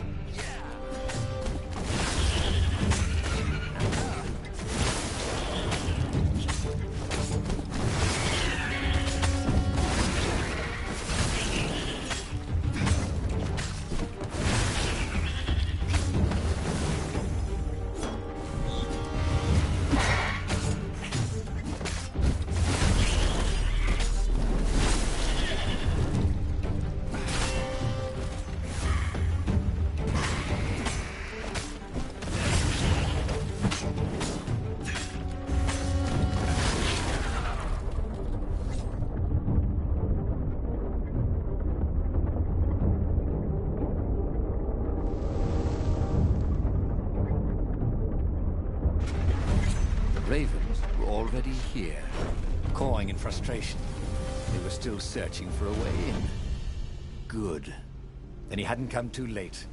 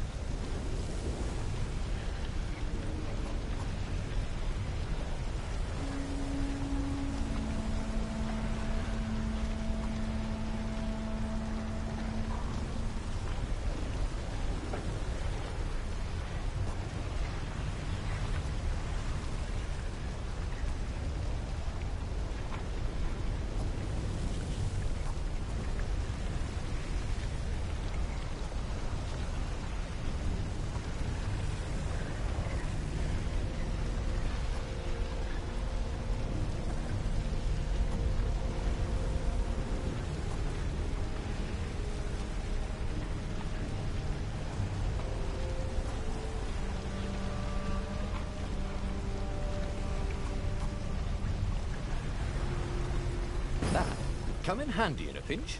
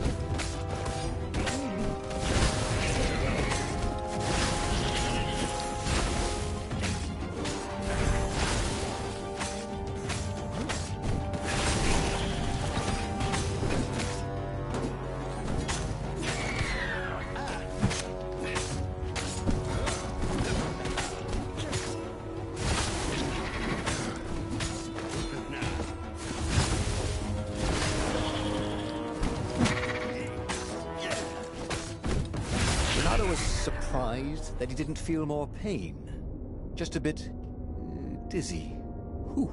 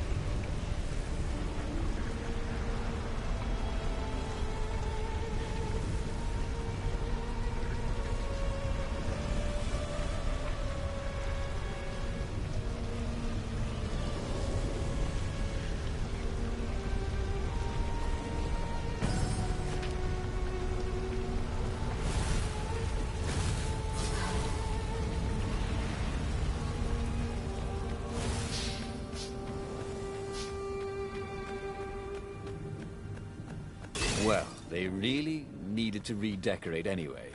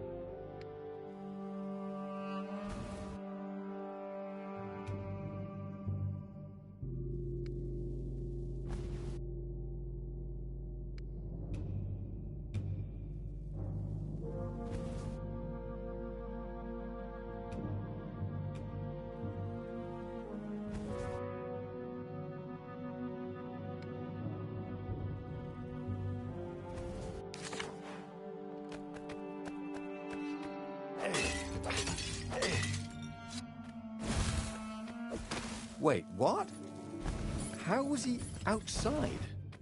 Hadn't he taken an elevator into the depths of the Earth?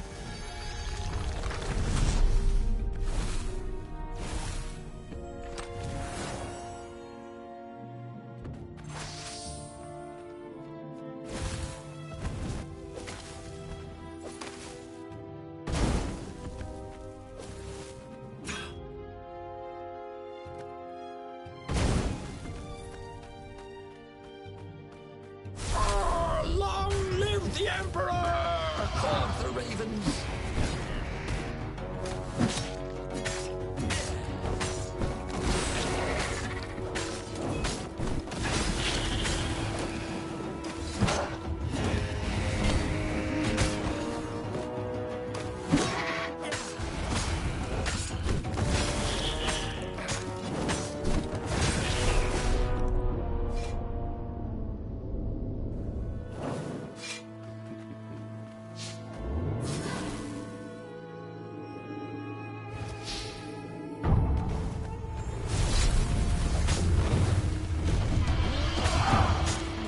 I think this is yours, said Renato, but he couldn't hear his enemy dancing.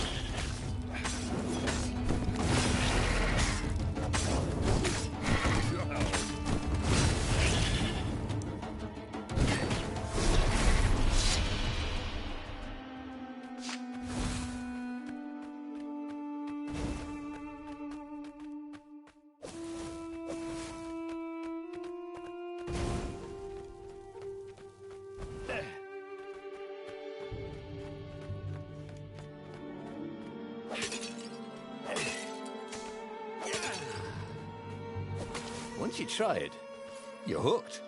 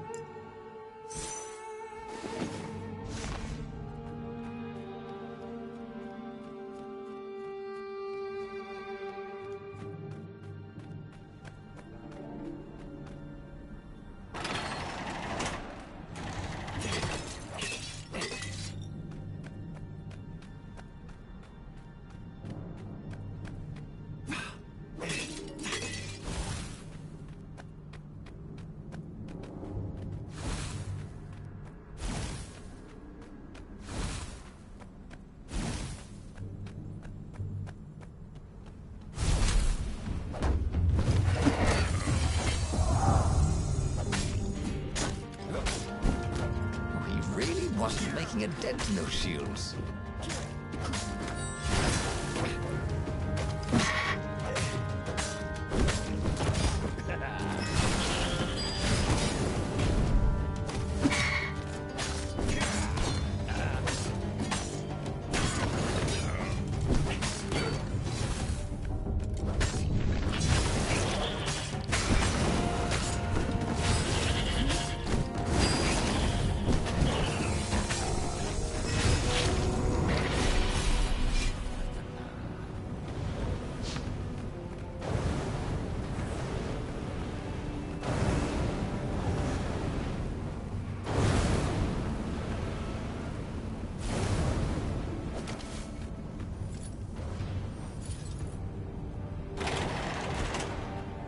ravens at least could not get past this point. Obviously, the temple builders knew how to deal with tomb raiders.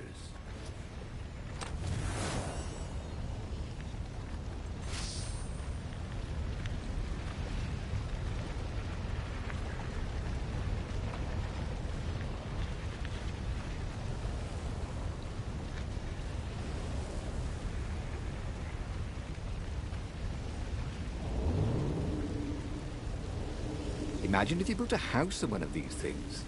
Oh, that would be amazing. It would be like having a boat.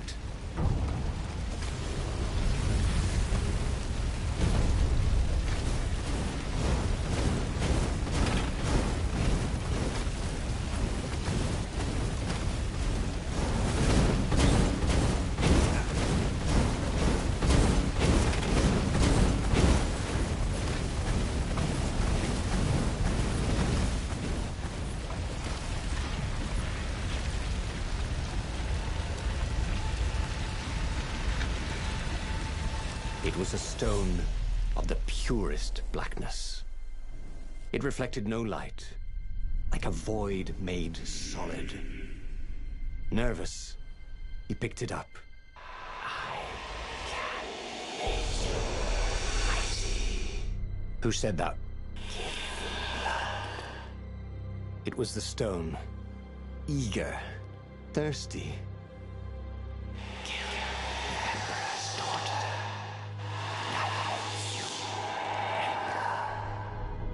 That seemed tempting and terribly wrong.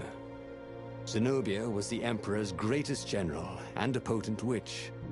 But they had been close once, and Renato wasn't sure he really wanted to be Emperor. Why not capture the core of Sky Ripper instead?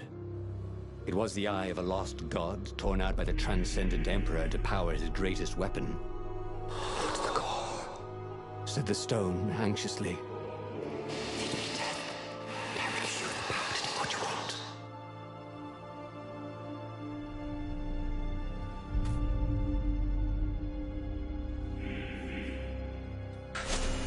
The stone bothered him. He hated being told what to do. Wasn't that why he joined the rebellion? Wasn't that why he'd refused to be a soldier? He'd agreed to come on board only if he could freelance. The stone felt a bit clingy. The sage Calaveras had told him where to find the Sky Ripper, a weapon capable of challenging the gods. Even without its armature, the core would still possess great power. He would go there.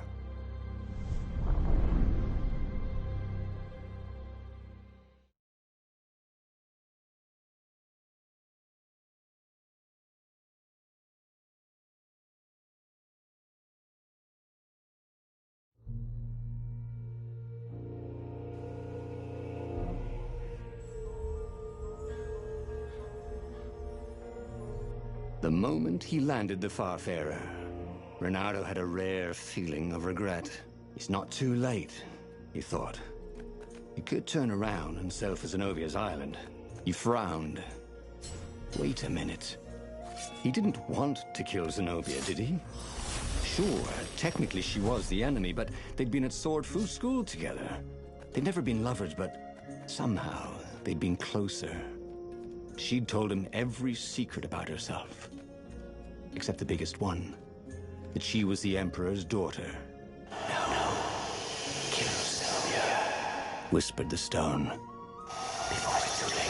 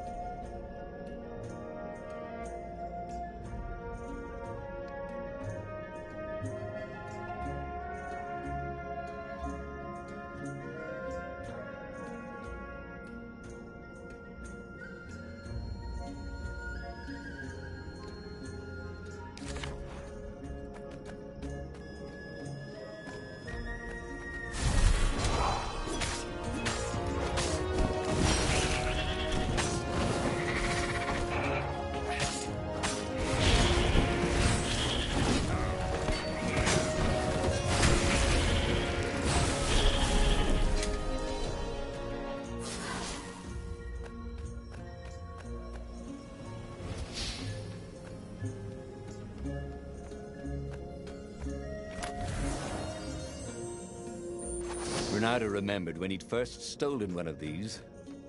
Good times.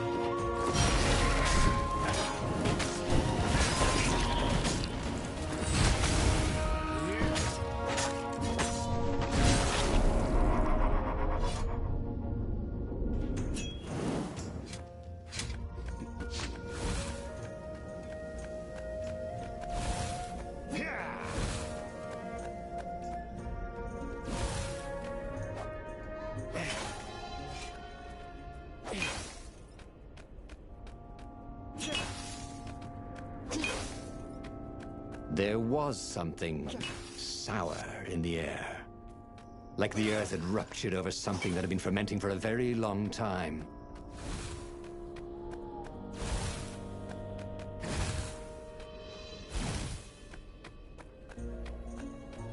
You almost never saw wild gogglers together like this.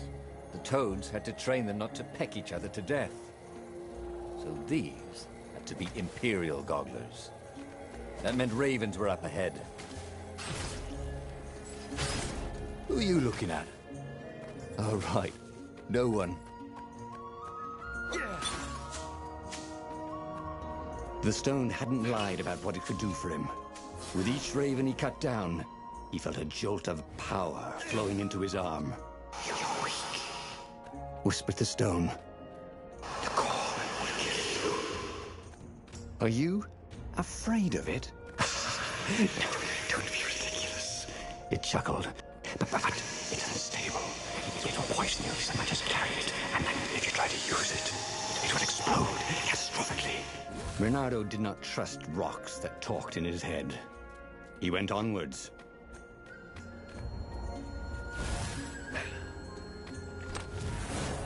A present? For me?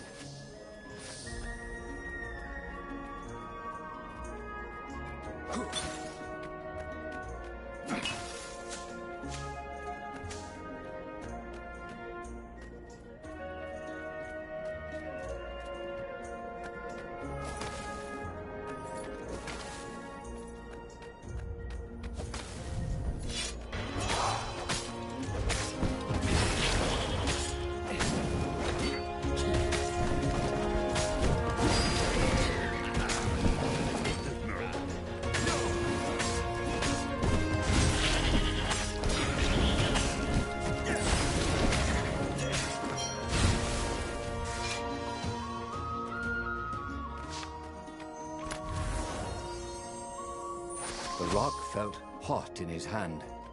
He could feel its secret power.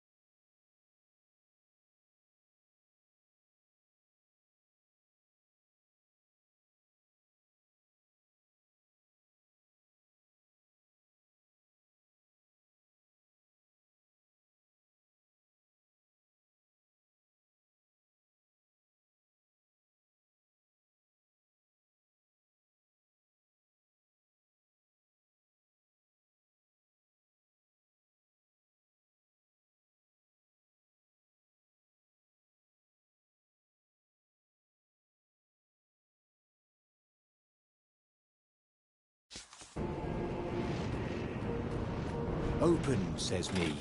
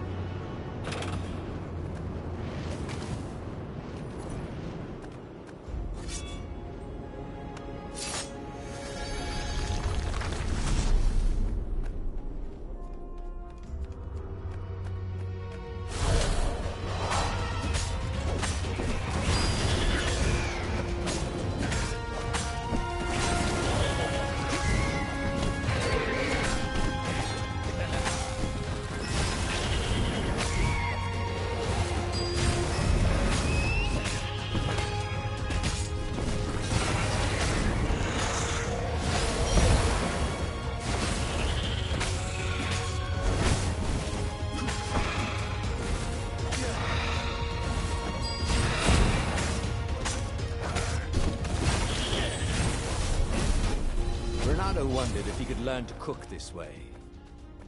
Probably not.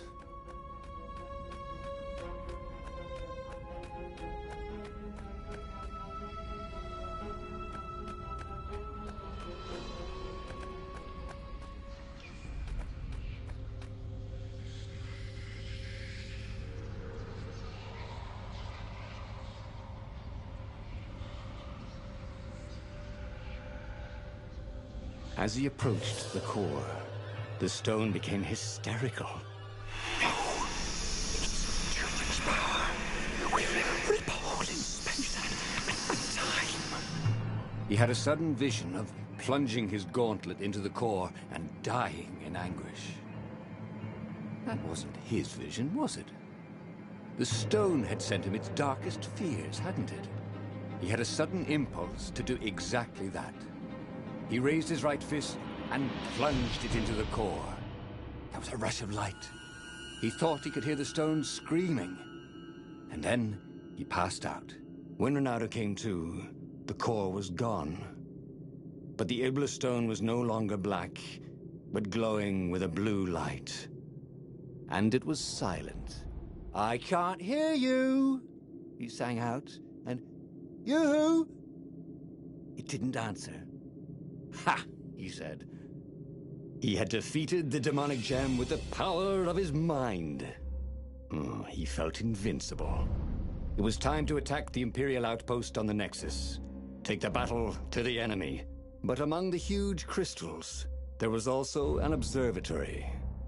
A wise man would probably ask the scientists exactly what he had first. How wise was he?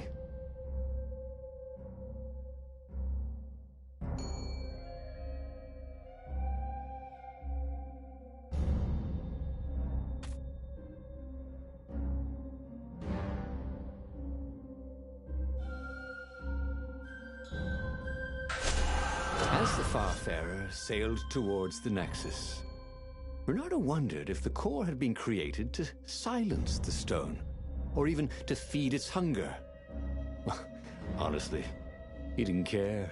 He felt terrific, and he appreciated the quiet inside his head.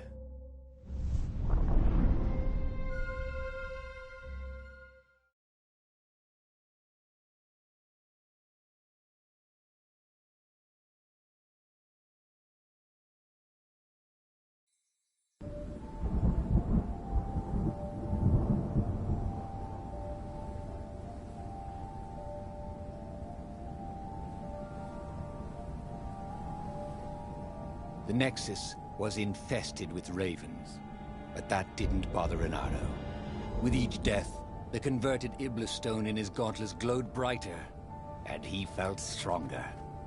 Wow. He was getting a bit bloodthirsty, wasn't he? Well, he wasn't worried. He was a warrior. They're supposed to be bloodthirsty.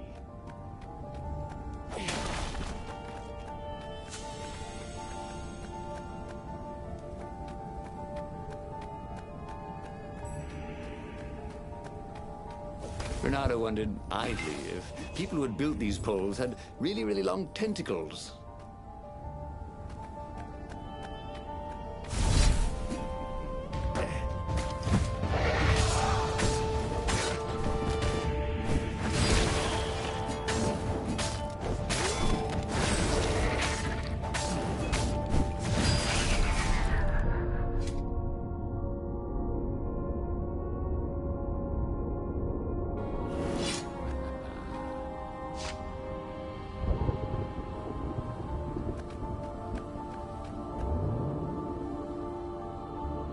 there was an engraving. Maximum capacity, 130 people.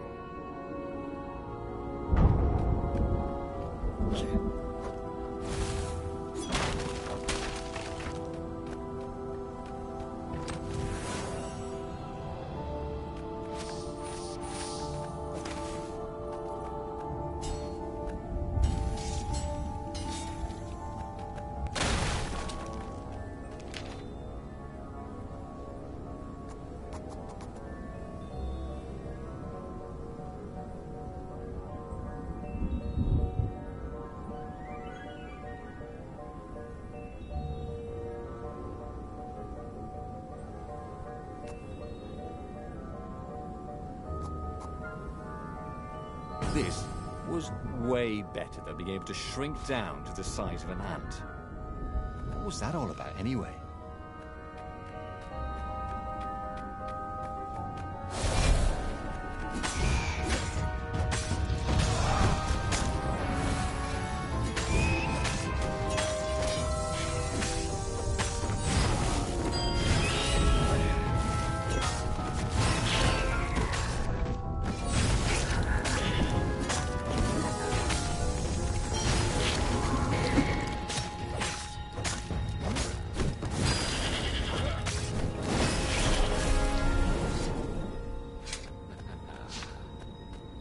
The core, absorbed in the stone, was doing its job perfectly.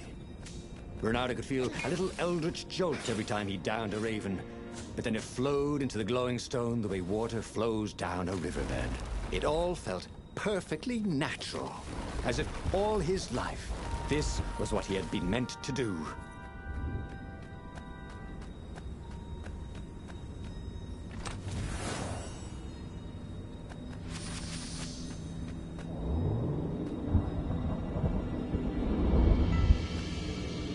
With the core absorbed in the stone, Bernardo had enough power to challenge the Imperial fleet.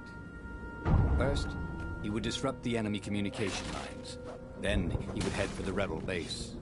From there, the rebellion would launch its final attack.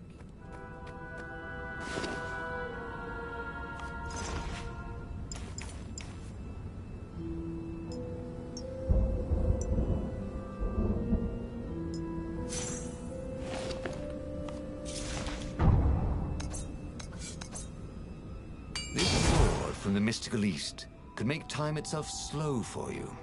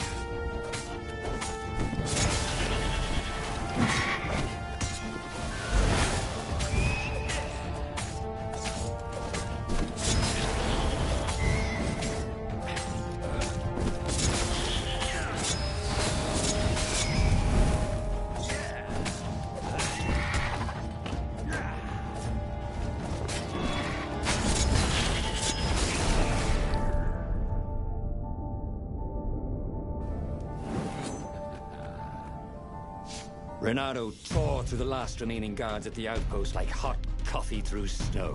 There was a far speaker toad here. He called the council speaker. He knew she would be thrilled. And she was. She wanted him to come back to base. They had plans to discuss, and a medal to give him. A large, golden medal. Great, said Bernardo. Let's talk about who else I can kill. Then the far speaker croaked again. Hello, Reynardo, he said.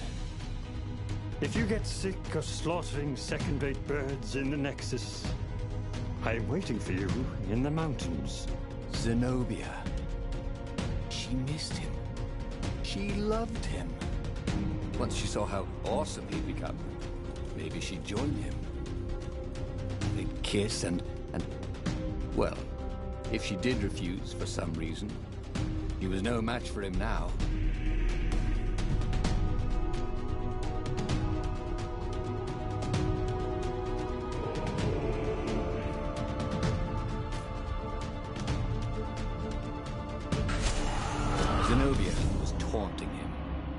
No doubt she hoped to lure him into a trap. Well, he was nobody's sucker. Especially not hers. He carried victory in his gauntlet. He would go where the council pointed him.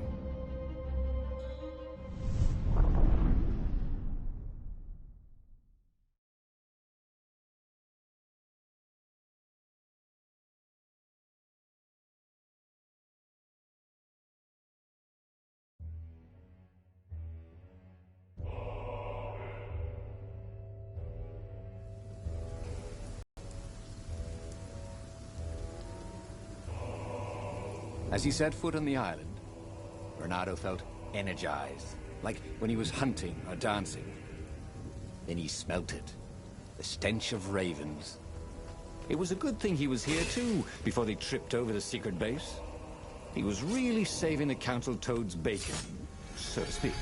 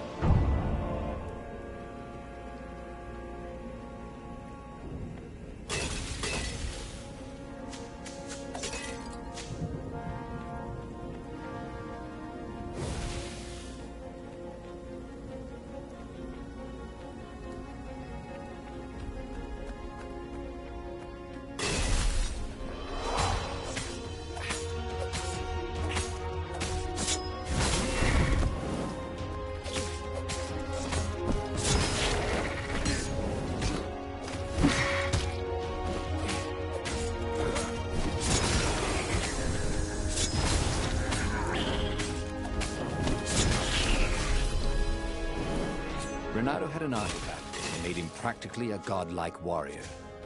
All he had to do now was collect his medal, head for the Imperial fleet, and raise some hell.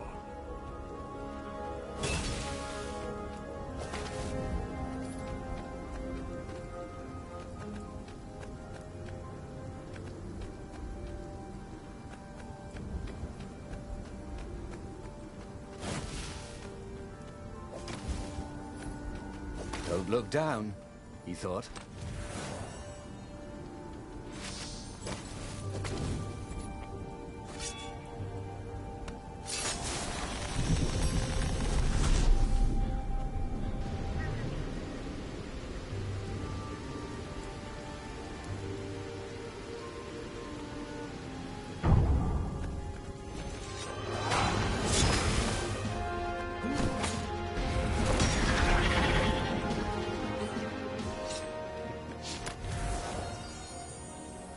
This one looked familiar.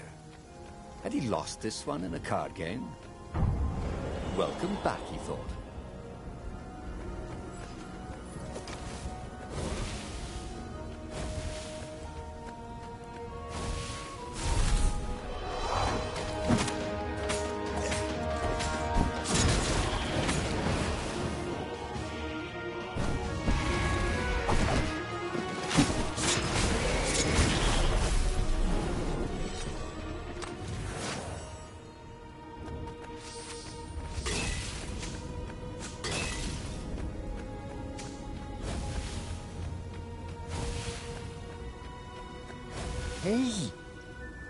Hey, a workbench!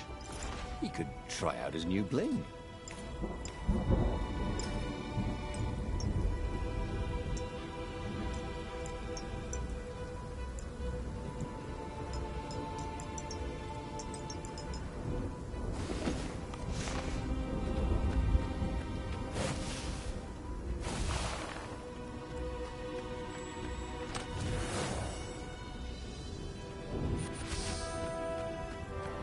See?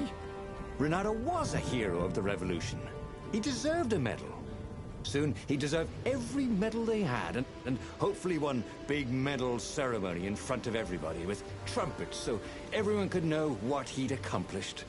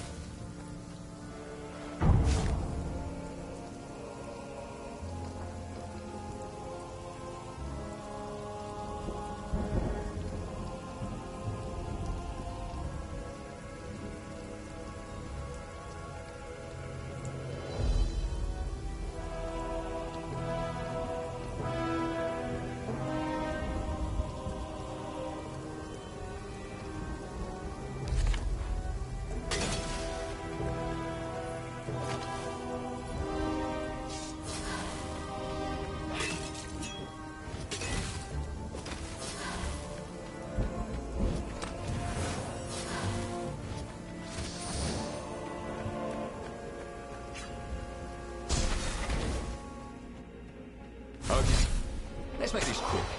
I'm on my break in literally 2 minutes.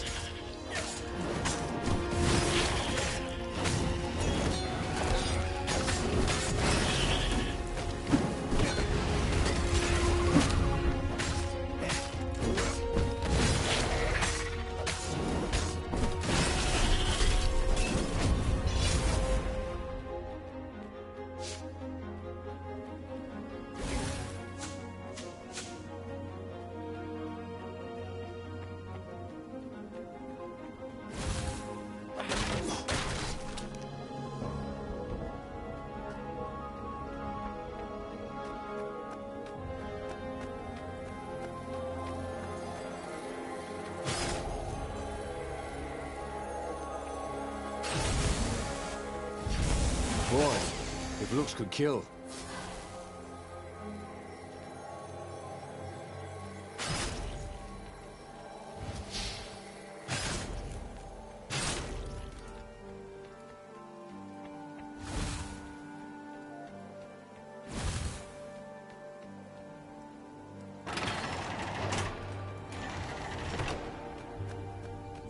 The long stairs. So he was close to the rebel base. Nothing was on fire. So far, so good.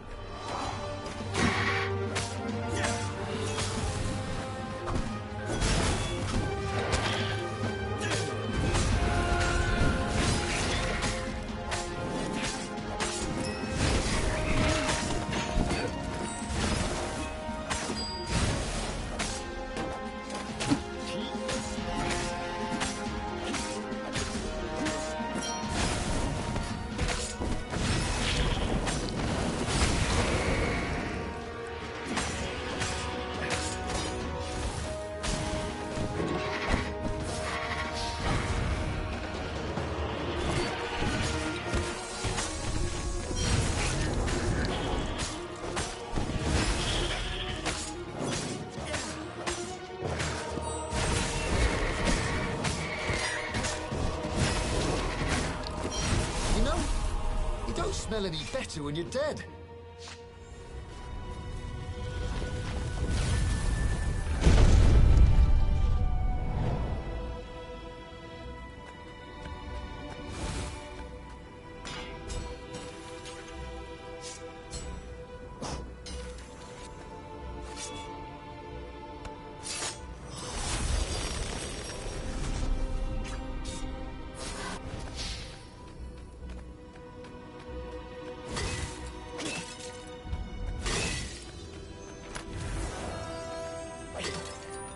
Magical jewel. Bernardo couldn't wait to find a workbench.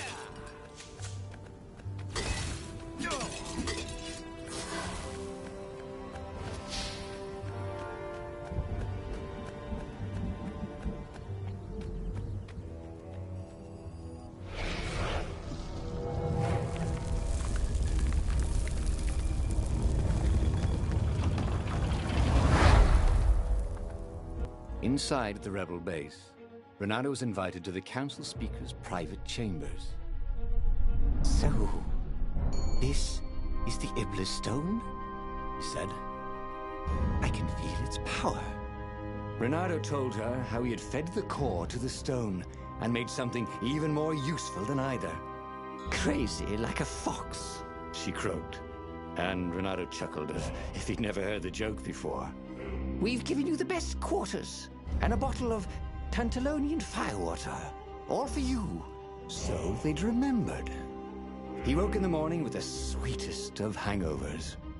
But the Iblis Stone was gone from his gauntlet. The corridors were empty, except for a few rebels who looked just as hungover as him. "Come on, you'll miss the battle," they yelled. Renato added sail as the Farfarers scudded across the sky. Who could have taken the Iblis Stone? Was it some Imperial spy? He would find him, and kill him, and take the stone back.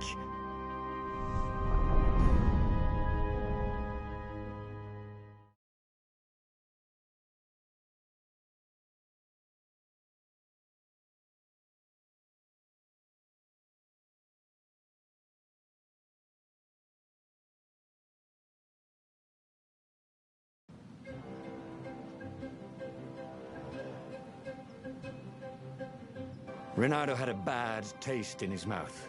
He was killing ravens, but it wasn't fun. It felt like a chore. Renato hated chores. As a fox kid, he'd gone hungry rather than clean his room. He still didn't clean his room, he just moved house every few years. Who had the Iblis Stone anyway? Up ahead and cawing. But who was winning?